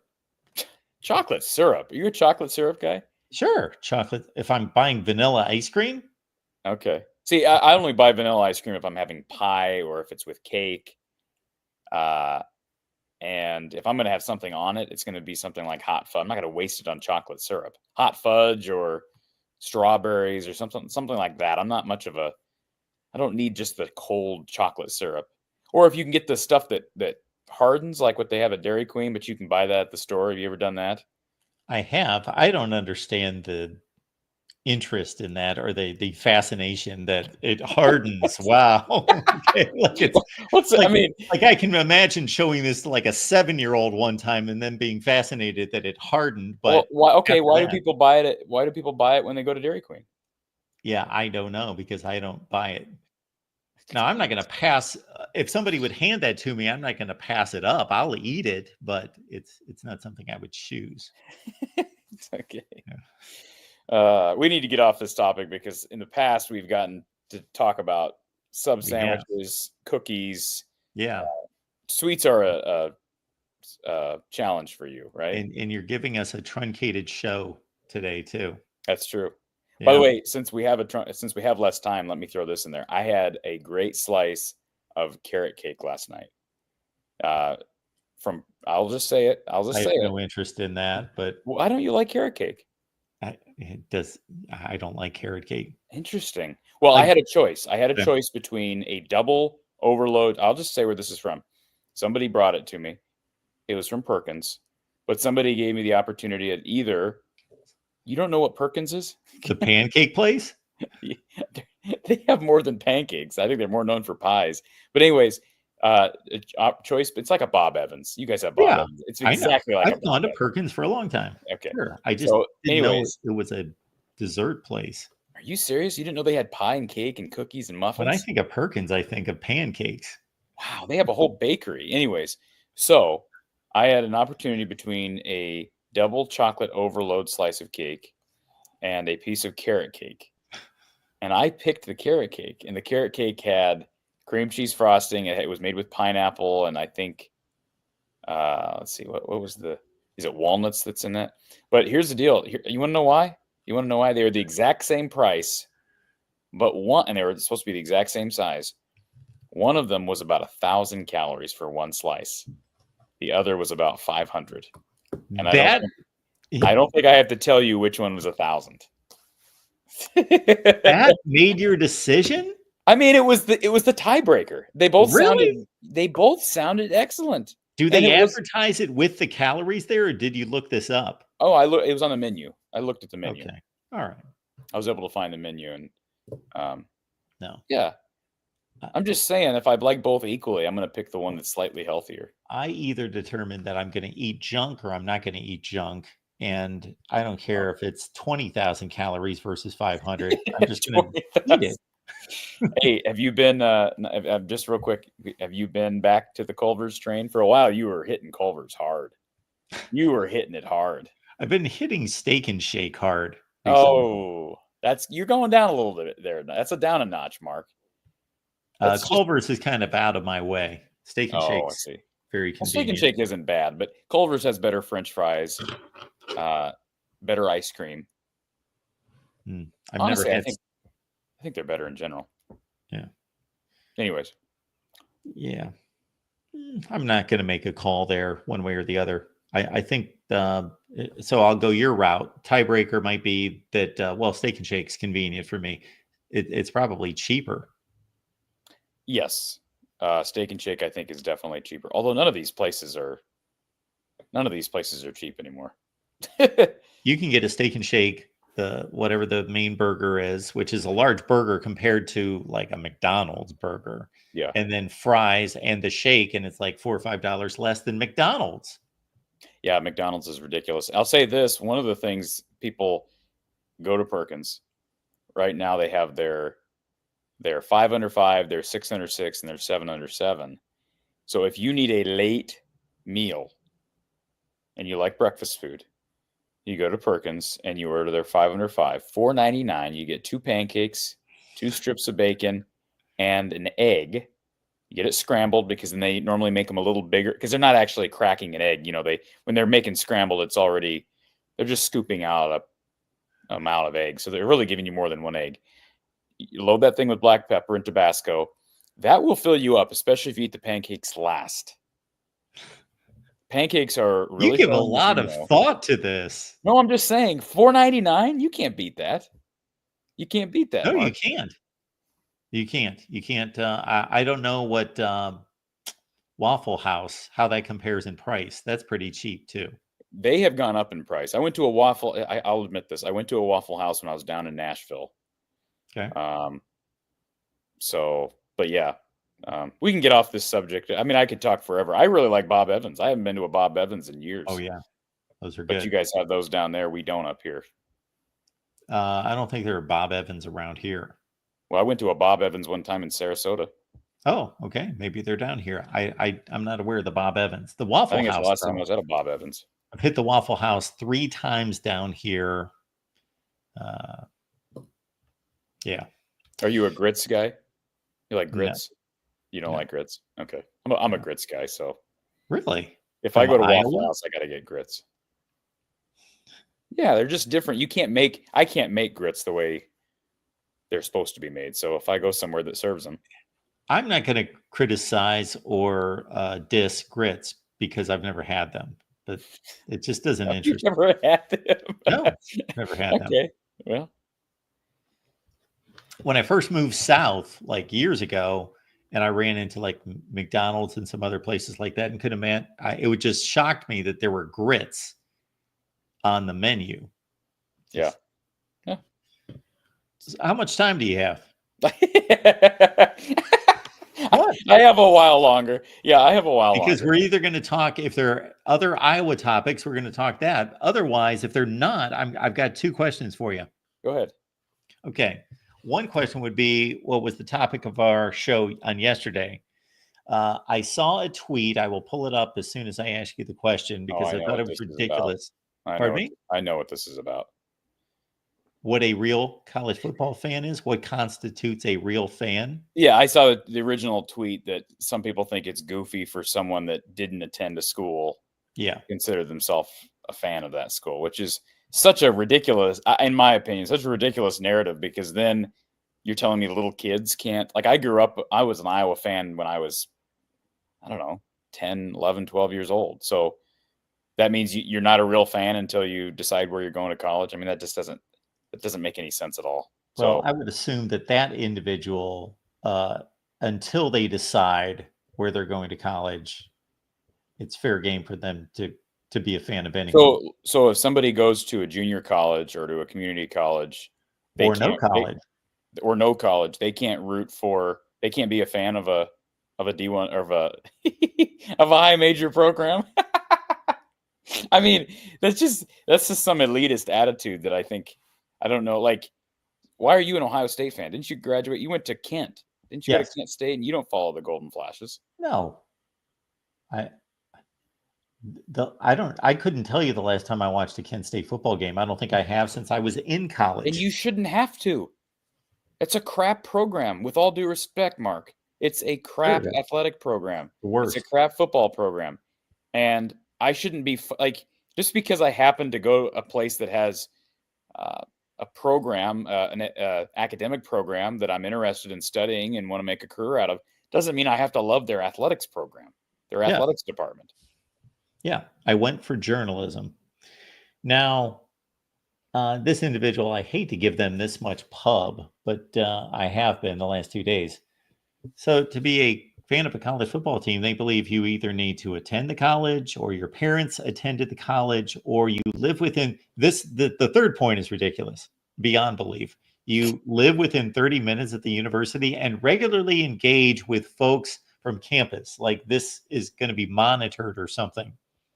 This person appears to just be trying to get the attention that you're giving him. And Because I fell for it. Because frankly, what is this arbitrary number? It's got to be within 30 minutes. I mean, I grew up within an hour and a half from Iowa City, but I grew up closer. I grew up about 40 minutes from Ames. So if I'm 40 minutes from Ames, first of all, neither fits the criteria, the rules that this guy has set into place. But does that mean by that notion, I should at least, if anything, I'm going to be an Iowa State fan. But I also didn't attend Iowa State, so I'm one of those. Well, no, you're within 30 minutes. I might as well move. Listen, I might as well move to Estonia because I'm a helpless case. I can't be a fan of anything. I think you could be an Iowa State fan. You meet one of the criteria. It's just funny because I live in Ames and cover Iowa the way I cover Iowa, and then you got your guy Levi who lives, I think, in eastern Iowa, closer to Iowa City, and he covers Iowa State. So, my guy. Yeah, he's your boy. So I countered with one rule. One rule. Pick a team, be loyal. Pick a team and be loyal. Yeah. I'm good with that. Yeah. And the immature side of me enjoys telling people that they're dumb. Hey, you changed your profile picture on Twitter. I did. Good for you. The other one was like a selfie that just, I had a few people comment that I looked at like a convict or something. You were a little too serious in that picture. Yeah.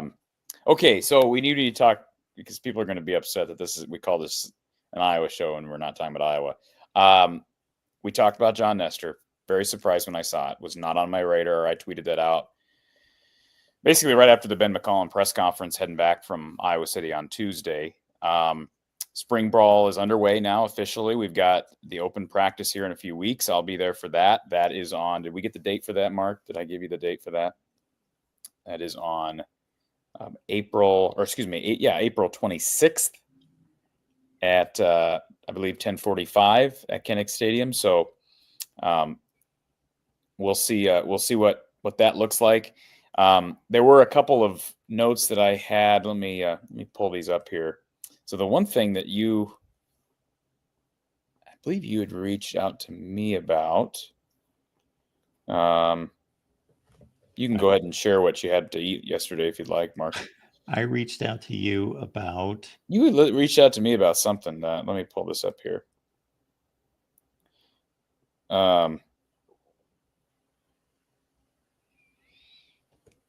Let's make sure it's for public consumption.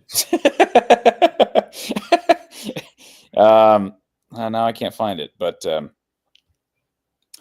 that's what it was. We were talking about the draft, and I sent you. Did you see the numbers I sent you from Pro Day? Yes. From Iowa's Pro Day, and Tyler Ellsbury, who is not even. I mean, like, he was not some cemented starter at Iowa. And here's a guy who, these RAS ratings. Yes. He scored an unofficial 9.84 out of 10. 9.84 out of 10, Mark. This ranked 27th out of 1,639 guards from 87 to 2025. I don't know why this isn't being talked about more. Should we throw this up on the screen? Yeah, I am right now. Okay. There we go. Yeah, that's again, it's some of these, just because you have good hands and you have really good speed and really good agility and really good explosion, like, that doesn't mean you're going to be a great football player. But man, doesn't this make you think, why wasn't this guy first team All Big Ten? He's playing at Iowa under Kirk Ferentz. He's testing out this well. Why on earth was not he a dominant All Big Ten player for Iowa? Why was he just a rotational guy at Iowa for so long? The dude is also huge. Like, you saw him on the field. We said this several times over the last couple of years. Like, he looks the part. Why wasn't he the starter? Now, there were times where he played center. They moved him over to center due to injury, and it looked like he played well, but for some reason, he never could hold on to a starting role. So these numbers are just insane to me. He's listed at 6'5", 318. The only thing he wasn't phenomenal with is his 24 bench rate. But everything else, his vertical, his broad jump, his 40-yard dash time. So he runs a 5.15, which for a guy his size is, I would say that's pretty good. I'm not some expert on 40-yard dash times for 320-pound men, but you see his 20-yard split, 10-yard split, all elite. His three-cone was great. His shuttle time was great. So, yeah, I mean, it's 9.84. I haven't looked at other ratings for other people, but that one did strike me. And again, off the top, didn't you say where that ranks overall? Yeah, this is an unofficial rating, but with this unofficial RAS rating, it ranks 27th since 1987 for all guards. It's the 27th best rating, all guards tested, and that's 1,639 different players since 1987, and it ranks 27th. Wow. I mean, how do you explain it? How do you explain it other than just had a good day? I mean, he had his Wheaties the morning of pro day. I mean, I don't understand that whatsoever. He's in the top 2%. He's in the top 2%. Yeah, and he only logged like 700 snaps. Yeah, he's in the top 2%. He logged 700 snaps during his career at Iowa, which is nothing when you think about it. Corey, Erica is calling in. She must have a question for us. So, oh, wow. We're taking calls. They're taking calls on this show. How about that? We are. Hi, guys. Sure. Erica, how are you? Hey there. I'm good. It's been a minute. How are you guys doing? It has been. I'm good. Good. So actually, it's not so much a question, more so just an observation, and I'll just share it with you, and you guys tell me what you think. Okay. So I noticed that people are starting to almost foam at the mouth about the Illini, right? They're all excited. They're such a great team. They won 10 games last season. Meanwhile, and I think Mark knows where I'm going because he's laughing already. Meanwhile, we have Iowa who's won 10 games like 3 times in the last, 5 years or something like that. Yet, Iowa sucks. Boring old Iowa. Isn't that interesting? Well, it's all relative to recent history. Who is worshiping the Illini? I mean, I've seen things on Twitter. Oh, everyone's favorite, most sensical platform out there. Well, I think Mark, I think what they did last year especially caught people off guard. I think you and me both. I don't think either one of us thought they were going to be worth anything because let's see, 2022, they were really good, right? Yeah. And then 23, they dipped. And so it didn't feel like that they didn't look to me like they had done enough in the portal. They didn't have some recruiting class. So, I mean, kudos to Brett Bielema for figuring that out. And I personally loved the Beamer Bielema thing in the bowl game. I thought that was phenomenal. but no, Erica, you're right. There's no have a double standard. Yeah, well, I think you hit on it in your question or in your statement to lead us off, Erica, is that's a pretty it's on the high end of a standard season for Iowa, where it's an outlier for Illinois. So it caught people's attention. Yeah, but for people to say that Iowa sucks with the same record and Illinois are all of a sudden this flashy, great team, like that's a little bit strange to me. And like you said, maybe it is about expectations. I don't know, but it's just interesting. And the other thing I'm going to comment on is Mr. Chris Foote here. I don't know why he thinks I'm obsessed with green eggs and ham, but listen, my friend, if you keep this up, I'll kick you again. I have no shame in doing it. We're not here to play games or hear stupid stuff. So I'm just calling you out right up front. And Mark, you've got more patience than I do because you're able to talk to him without like batting an eye until he says something that's just so outwardly ridiculous that you can't contain yourself anymore. Who is this that you're talking about, Mr. Erica? Christopher Foote. Yeah, right. I'm sorry, I have to call him out. You guys know me. I don't BS. I say things as I see them. That's why we love you, Erica. By the way, real quick, can I just share this, Mark? We were talking about Ellsbury. Can I just give you some perspective on? Here's another guy, because I just told you how high Ellsbury was ranked. Jay Higgins, for this class, he scored a 3.34 out of 10. So Ellsbury 9.84. Higgins 3.34, which ranks 1,941st out of 2,911 since 1987. And how about Nick Jackson? Did you see his scores? I haven't seen his score, and I guess he did better than Jay. Actually, I try to remember where I saw it. I don't remember. Let me see. Let's see. Here's Ellsbury. I see Logan. I don't know. Let's see. See Logan Lee's from last. I know Logan Lee tested really well last year. Nick Jackson. What is it now? I'm catching up with the chat here. Do you see what I'm talking about there? What is this about? Can I ask what this is about? I have no idea what it's about. He thinks I'm obsessed with eggs and ham or something, and I'm like, dude, what? Does he have an infatuation with? I think he might. With Dr. Is it because we started talking about eggs? Is that we were talking about breakfast foods? Maybe that got Chris going. I have no idea. Last year, Logan Lee tested 9.20. Cooper DeJean. So you could just say, well, those scores aren't based on much, but Cooper DeJean tested 9.85. Wow. Which was 39th out of over almost 2,500 corners since 1987. So he tested exceptionally well. Certainly that's panned out. Trying to find some other, let's see here, other prospects. Let me see, Nick Jackson. Luke Lachey. Luke Lachey tested this year as an 8.69, which is pretty good. 161 out of 1,200 since then.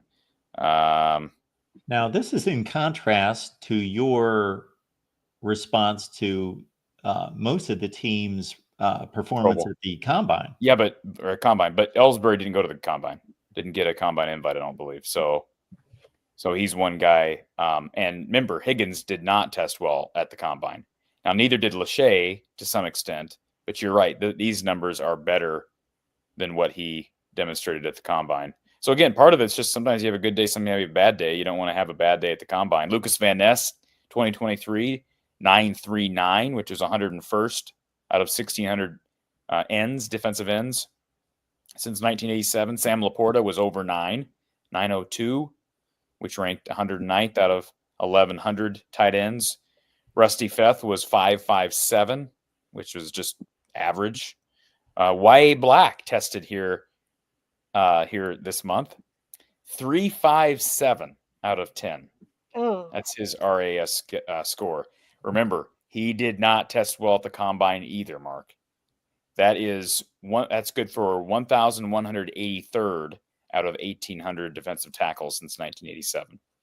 Jack Campbell, he tested out 9.98 out of 10, which was good for 6th out of 2,600 linebackers since 1987. How did Laporta That do? surprises me. Jack Campbell's not fast, for one thing. Jack Campbell's, I've got his numbers right here in front of me.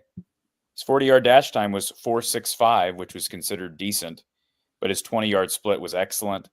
His 10-yard split was excellent. His shuttle and 3-cone were elite.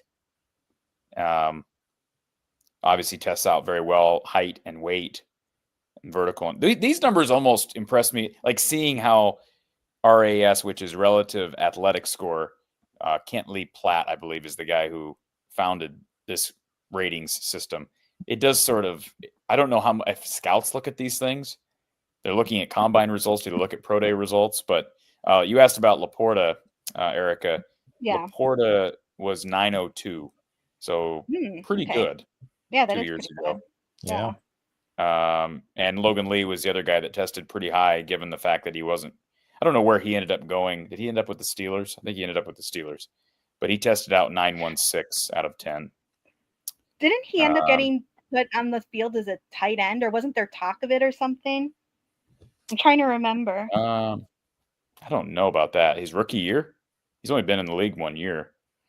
Yeah, like when it was before the draft happened, and he was just talking with the press about how, the teams were talking to him, how those discussions were going. And I might be confusing with somebody else. I know there was at least one defensive player where they were talking to them about going to the other side of the ball as a tight end. So I'm just curious. Could be. He's got good size. He's not a real wide defensive tackle. Sebastian Castro, Mark, here's one from this month, scored a 4.48, which is 600th out of 1,000 strong safeties since 1987, which was, again, right on par with his combine. Did not test out very well at the combine. They don't like his height. They don't like his weight.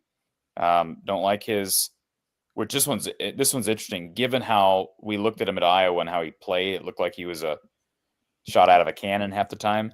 His composite explosion grade was poor, like really poor. That's where he hurt his stock the most. His speed grades were okay, but his explosion grades were not. So, this is all very fascinating. But I wish I could find Riley Moss was 990 back, by the way, 23rd really? out of 2,100 cornerbacks when he tested out since 1987. Wow. Yeah, I remember I saw Nick Jackson's numbers somewhere, and I'm trying to look for it as I listen to you talk about the others. Yeah, I don't I'm not see finding Nick them. Jackson because obviously he didn't get an invite to the combine, so I don't know how he tested out. Well, I'm talking about the pro day that Iowa just had. Right, that's what I'm saying. I don't even, like I say, he wasn't at the combine, so I don't know what he did at pro day either. Did I see this correctly, or was I clicking on a link that was probably a year old? Because I was looking at Iowa football news. This was a day ago, and or maybe it was the day that we were supposed to do our Tuesday, and I saw where Spencer Petras was throwing on pro day. Oh my God! Yeah. Yep. Yes, and there were certain people that were just applauding and, oh, what an Iowa guy! And just, that's fine. I don't have any interest in revisiting that era. And he may bleed black and gold and be a great person. I personally, as someone who covers Iowa and is an Iowa guy, don't want to see him on the staff, because that's what I've heard a lot of people this week. Oh, please, no. Put him as an assistant on the staff. Hire him immediately. And I'm like, for what reason? No, thank you. He may be a great guy. By the way, 7 Iowa players got invited to the combine. Who on the Iowa receiver core is eligible for the draft that pro scouts would be looking at, that Spencer Petras would be throwing? He was throwing to like Lachey. Yeah. Okay. I don't know who else he's throwing to, but he was throwing to Lachey. I wouldn't trust him. Like, if I had 3 receivers who were in the thick of, needing to look good on a pro day, you've got to throw the ball. Well, that's what I was thinking. I saw somebody on X comment, which is sort of mean, but somebody on X commented something along the lines of, well, if Lachey had any chances of being drafted, there that goes. Well, Lachey, that's actually somebody I was going to bring up, because I have to say, I feel bad for him, because he got so hurt by his injury. Like, his stock got so hurt by that injury. And then, of course, the new system didn't do him any favors, it seems like, either. So I feel like it's really a shame in his case. And I will say he was a guy who last year, not this past season, but the previous season, if there was anybody that had really good flow, rhythm, chemistry with Cade McNamara, it was Lachey. Yeah. Even more so, you could argue, than Eric All during the first 4 games. Lachey was, he was riding high those first 4 games of 2023. So that was, of course, what Sam Laporta was for P-Trash. Yeah, I think part of that's the system, right, Mark? That was the last year of the Bryan system. Say what you want about the Bryan system, it was very tight end oriented. So it helped guys like Laporta and Lachey. I do think I think Iowa's, until otherwise dethroned, they can remain tight end U, but at the same time, I don't know with this new Tim Lester system, based on what we saw last year, if that reputation will continue, just because I don't know how much tight ends are going to be utilized in the past. Yeah, I was worried about that too. I was just thinking about that.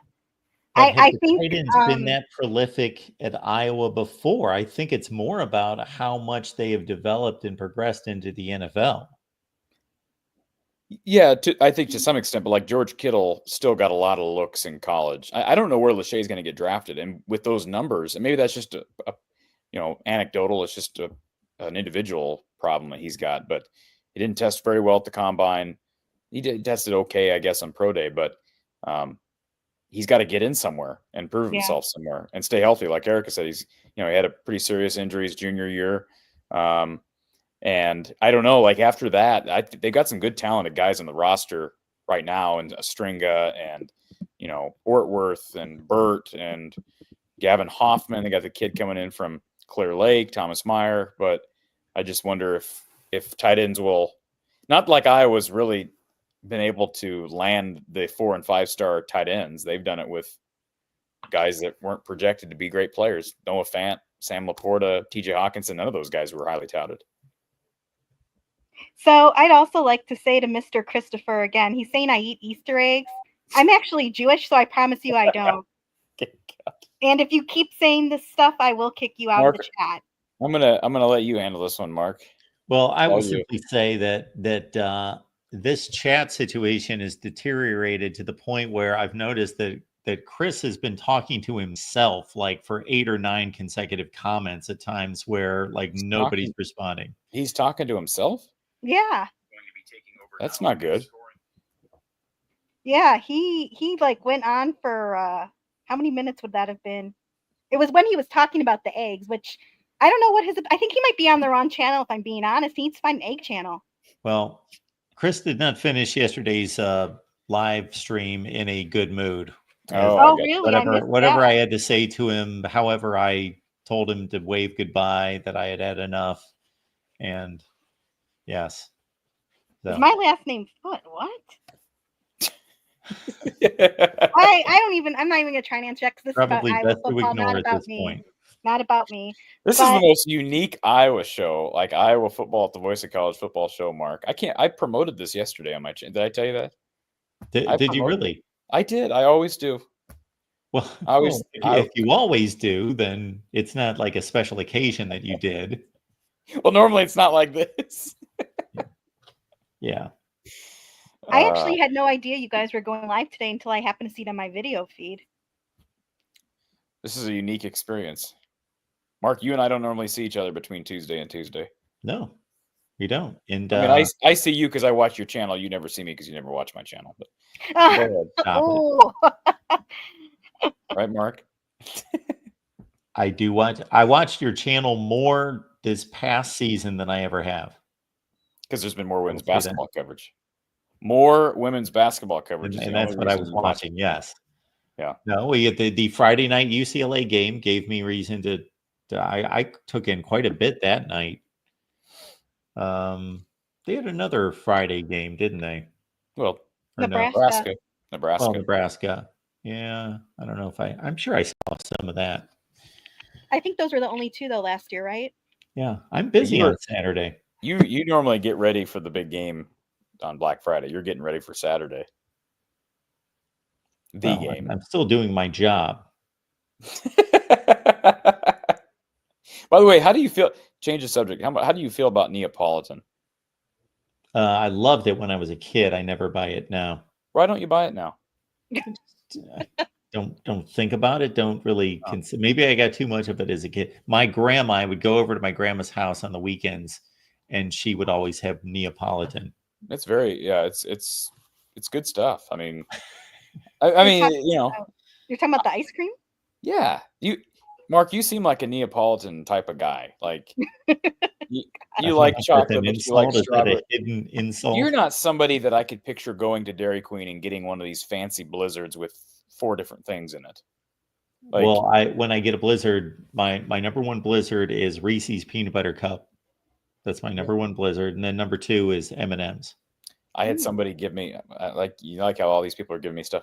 I had somebody give me a concrete mixer. You ever had a concrete mixer from Culver's? Culver's. No. Yeah, concrete mixer that had Reese's peanut butter cups in it. It was chocolate. It was chocolate ice cream with Reese's peanut butter cups mixed in, just like a Blizzard. And a concrete mixer is basically just another version of a Blizzard. Correct, but it's with custard, not with. It's with their Okay. version of custard. I haven't had as much Culver's as you've accused me of having. I've been there like 4 times. Well, you need to go back. It's in a calling your year. name, Mark. It's calling your name. Well, if you talk about it enough tonight, I will go. Is I there a told you Culver's no. down there? I thought it was a Midwest thing. Oh no, it's down there now. Yeah, Oh, it's all okay. over. Right, they've Okay. expanded all over Yeah, Florida. I've aren't they, Mark? got one within 2 miles. Okay. I'm not But I aware of will- what's in Florida. I've only been on vacation, so I've never lived there or anything. I will say this. You know what the most underrated off-menu items that they used to have? I've told you this before. One of the most underrated off-menu items that they used to have that you could order was their barbecue pork melt. So if you like sourdough bread, barbecue pork, sautéed onions, That sounds good. nice slice of cheddar cheese in there with crinkle cut fries, you could not go wrong with that combination. But I don't believe you can order it anymore because I don't think they have barbecue pork anymore. No, I don't think they do. There's only one way to find out, honestly. Yep. There you go, Mark. You got your evening meal. Don't you have another show to start at 6 Eastern? I am done for the day. I've got a meeting at 6 Eastern. So you got a meeting 6 minutes ago? We're bringing on. I am not necessarily needed there. I am somewhat needed, but we are onboarding a Georgia host. Oh. We're constantly onboarding folks. What is happening to Georgia again this offseason? Didn't they just have another player with some type of issue? Yes, they had a driving incident from 2 different players. Oh, 2. Okay. Just the other day, and if anybody's been watching me in recent days, they're going to be sick of seeing this again. But for your benefit, or maybe it's not your benefit, but just because I enjoy doing this, I'm going to show this to you, Erica and Corey. Okay. Since Corey doesn't watch my channel, he probably did not see this either. But basically, I was depicting Georgia football players as motorists, is what I was doing here. Is I was explaining the most recent Georgia incidents on the highway, and kind of gave a depiction of how this played out here. And these are, other highway drivers, and this is what the Georgia football players do. Basically, just wipe the Georgia highways clean. Running everybody off the road. Man. That's what they do. Did they get their alcohol NIL deal yet? I suggested that last season. I don't think they've done it yet. And in all seriousness, at some point, this has to go back to the head coach. I'm not blaming him as it being his fault, but it's his responsibility. So at this point, when you've had 26 serious driving incidents in 2 years, 26. That's unacceptable. And your head coach makes more money than anyone in college football. Ooh. Well, I understand that he's not an expert at dealing with these kind of situations, but he should be going to get experts into the program to deal with these kind of situations. He should be fine. It starts at the top, right? Yeah, like he all should be it's fined from the and top. suspended at this point, I believe. Yeah. Zed1 is asking us if this is pot talk. This is a football channel, not weed. So I don't know where. I mean, I know we're talking about ice cream and stuff, but my God. It's definitely not pot talk. The question is, Mark, how much of this do I cut into our audio podcast for? Oh my goodness, you get your work cut out for you there. So Christopher Foote says, Mark, you're mad because he proved you wrong about Brigham Young. Oh God. Yes, that got brought up again. Oh my! We talked about it for like 45 minutes yesterday. You had enough patience to keep him on the line for 45 minutes. I think that's a record for you. Did he buy a copy of your book? No, he has not bought a copy of my book. Well, then what's the point? All right, Chris. We're not talking about eggs in this chat, so I'm going to have to kick you out here. I very much apologize. Culver's in Colorado. Oh, let's finish up with this since we know Corey's going to leave, and we're going to wrap up. I've got to get to a meeting. with our Georgia friends. But Minnie is asking for a way too early prediction for Iowa in 2025. And while you guys are thinking that over, I'm going to call up the schedule so you've got a reference point. Yeah, let's see the schedule. And of course, they're going to lose against Illinois, of course. Erica's going to predict that. Yes, because number one, and I'm an Iowa alum, and number two, I live in Illinois, and I'm tired of hearing people talking about the Illini. So, see, that's why it gets under her skin, because she's in Illinois, Mark. Yeah, I live in the Chicago area, so.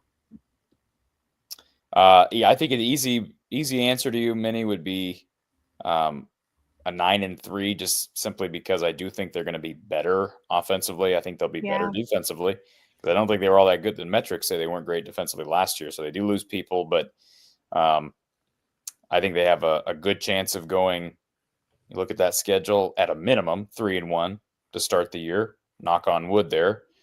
Could they lose at Iowa State and at Rutgers? Sure. They get Indiana for homecoming, and then you get an off week. Don't think they'll win at Wisconsin. Don't think they'll beat Penn State. They won't win at Wisconsin? No, you're just writing that off? You think I was going to win at Wisconsin? Are you kidding? I don't think there's any reason. They have been. No way. They're winning. They're winning at Wisconsin. When you say they have, what do you mean they have been? What does that mean? I bet they've won the last 2 times there. Wisconsin is not. We've dominated them the last few years. Wisconsin they've won there one time since what year? 2000. Let me go back in my memory. They've won there one time since 2015. Wisconsin is not in a good place right now. They have won there one There's no time. way. You say no. You say no way, but they've won there one time in 10 years. Well, but you know what? Wisconsin teams. This is not your dad's Wisconsin team. This is a garbage Wisconsin team.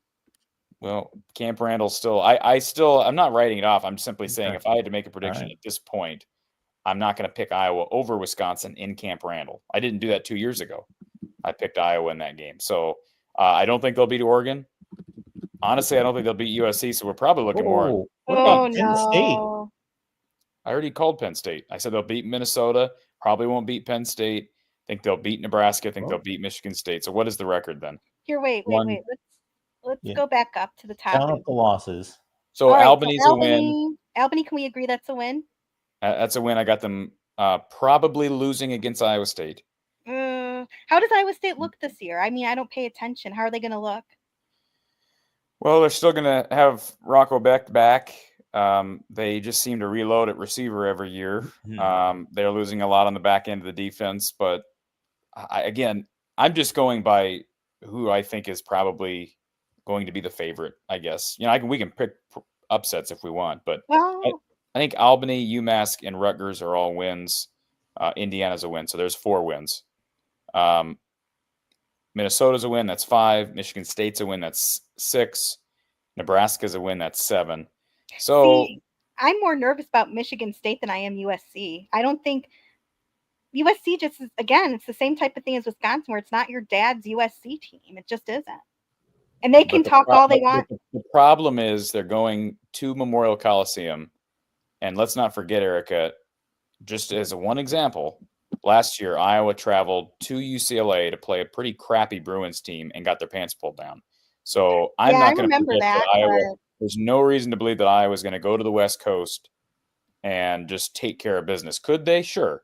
I'm not saying it's going to be a massacre. It won't be, but I just think it's going to be maybe even a close game, and one of us will, barely make it past the other. I don't think it's going to be a blowout.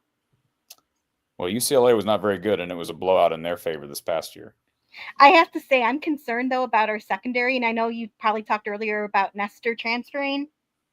I really was surprised by that as well. Like I heard you say you were surprised by it. I just joined at the very end of your analysis of that. I'm really concerned about our secondary this year. I mean, they need to get people out of the portal. Yeah, I mean, I wouldn't write off Lee and TJ Hall. Those guys, I know whenever a guy struggles at a young age, they kind of leave a sour taste in fans' mouths. But that is experience that those guys will take and improve upon. And I do think the ceiling's high for Watson and for Rashad Godfrey. But both those guys are young and they don't have any experience. Yeah, I like Watson a lot. Minnie said that we'll beat Rutgers, not Indiana or Minnesota. So I'll tell you We're what, not gonna beat Minnesota? I'm going to go 8-4 as a safe record right now. This is not anything official though. That's what I just counted up. 8-4. Yeah, that's the easiest prediction. But I do think they could. Here's the deal: if they can be better through the passing game, which I think is possible, could they beat USC on the road? Sure. Could they beat Iowa State on the road? Sure. Could they beat? Is it Penn State at home? Sure. Could they beat Wisconsin on the road? Sure. So ceiling, I'd say 10-2 is a ceiling. I think the floor is 6-6. I think there's a bigger or a lower floor this year, simply because I do think the schedule could be very tricky, but it could also be manageable. Yeah, they don't play Michigan or Ohio State, and they don't play Penn State on the road. So the thing that makes me hesitate is that, yeah, definitely no question it's a harder schedule, but I think our quarterback room, I think it's going to take a big leap this year with Mark in there, Mark Gronowski. I got to see it first, Erica. Yeah, that's fair. That's fair, but I'll put it this way: I have more confidence right now than I have in the last few years. Yeah, I would agree. I know that's not saying a lot since it's Iowa football and it's quarterbacks we're talking about, but still. I have a balance there, Mark, because I think they're going to be better in the passing game, but I also got to acknowledge the fact that they lost one of their two best running backs in the Kirk Ferentz era, and they do lose a lot on defense. Even though the defense wasn't great last year, they lose a lot of guys who are probably going to be drafted somewhere. So it's like, there are questions at linebacker, there are questions at corner, there are questions basically every position, besides maybe defensive end. So defensive tackle, they're probably as experienced as they've been along that starting group on the defensive line. But everywhere else, they got some green people. So, you just hope they can stay healthy at corner and hope they can. Xavier Wampa, there's going to be guys, I think, through spring, their health is – you're probably going to – like a typical Iowa spring, there's going to be a ton of guys who are going to be very carefully managed, especially through the middle to the end of the period, just because of the fact that they don't have a lot of depth developed yet. We also lost our kicker to Syracuse, I think it was, right? The backup kicker, I mean.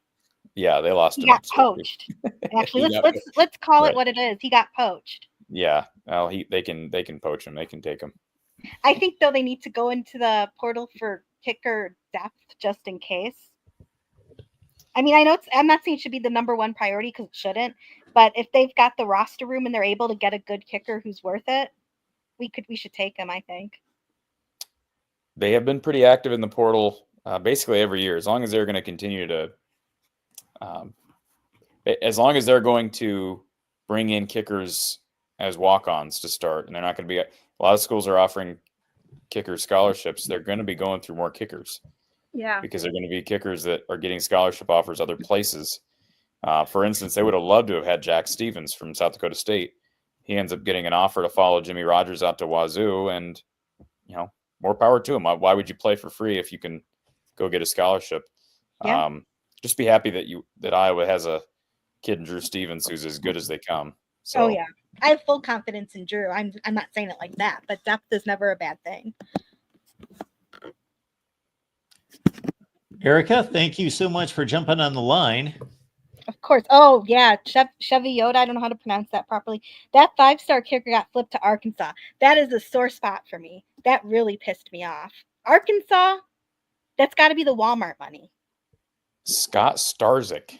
Yep. That really pissed me off. He's an interesting kid, though, and a lot of kickers are. He's a unique guy. So is he? Yeah, I wasn't totally shocked when that happened. And he was getting off. I mean, Michigan had offered him and had offered him money, and I believe it was at A&M. A&M was on him hard, and they offered him some money. So I wasn't surprised. I was a little surprised that it was Arkansas, but I thought he would be flipped by Michigan or A&M because I think, if I remember correctly, and I'm not mixing up with somebody else, isn't he from Texas? Yes. Yeah, so I thought it would be A&M if anyone flipped him, not Arkansas. I was told actually by him pretty early in the process, academics were pretty important to him. So I think part of the the concern was where can he go to study what he wants to study. So that may have played a factor. If it did come down to money, it may have been, okay, who has the money and who can offer me the program The that I want. education. Yeah, exactly. So Yeah. All right, guys. Well, thank you very much for taking my call. And I was surprised to see the call line was open during the show because normally it's not. So that was kind of cool.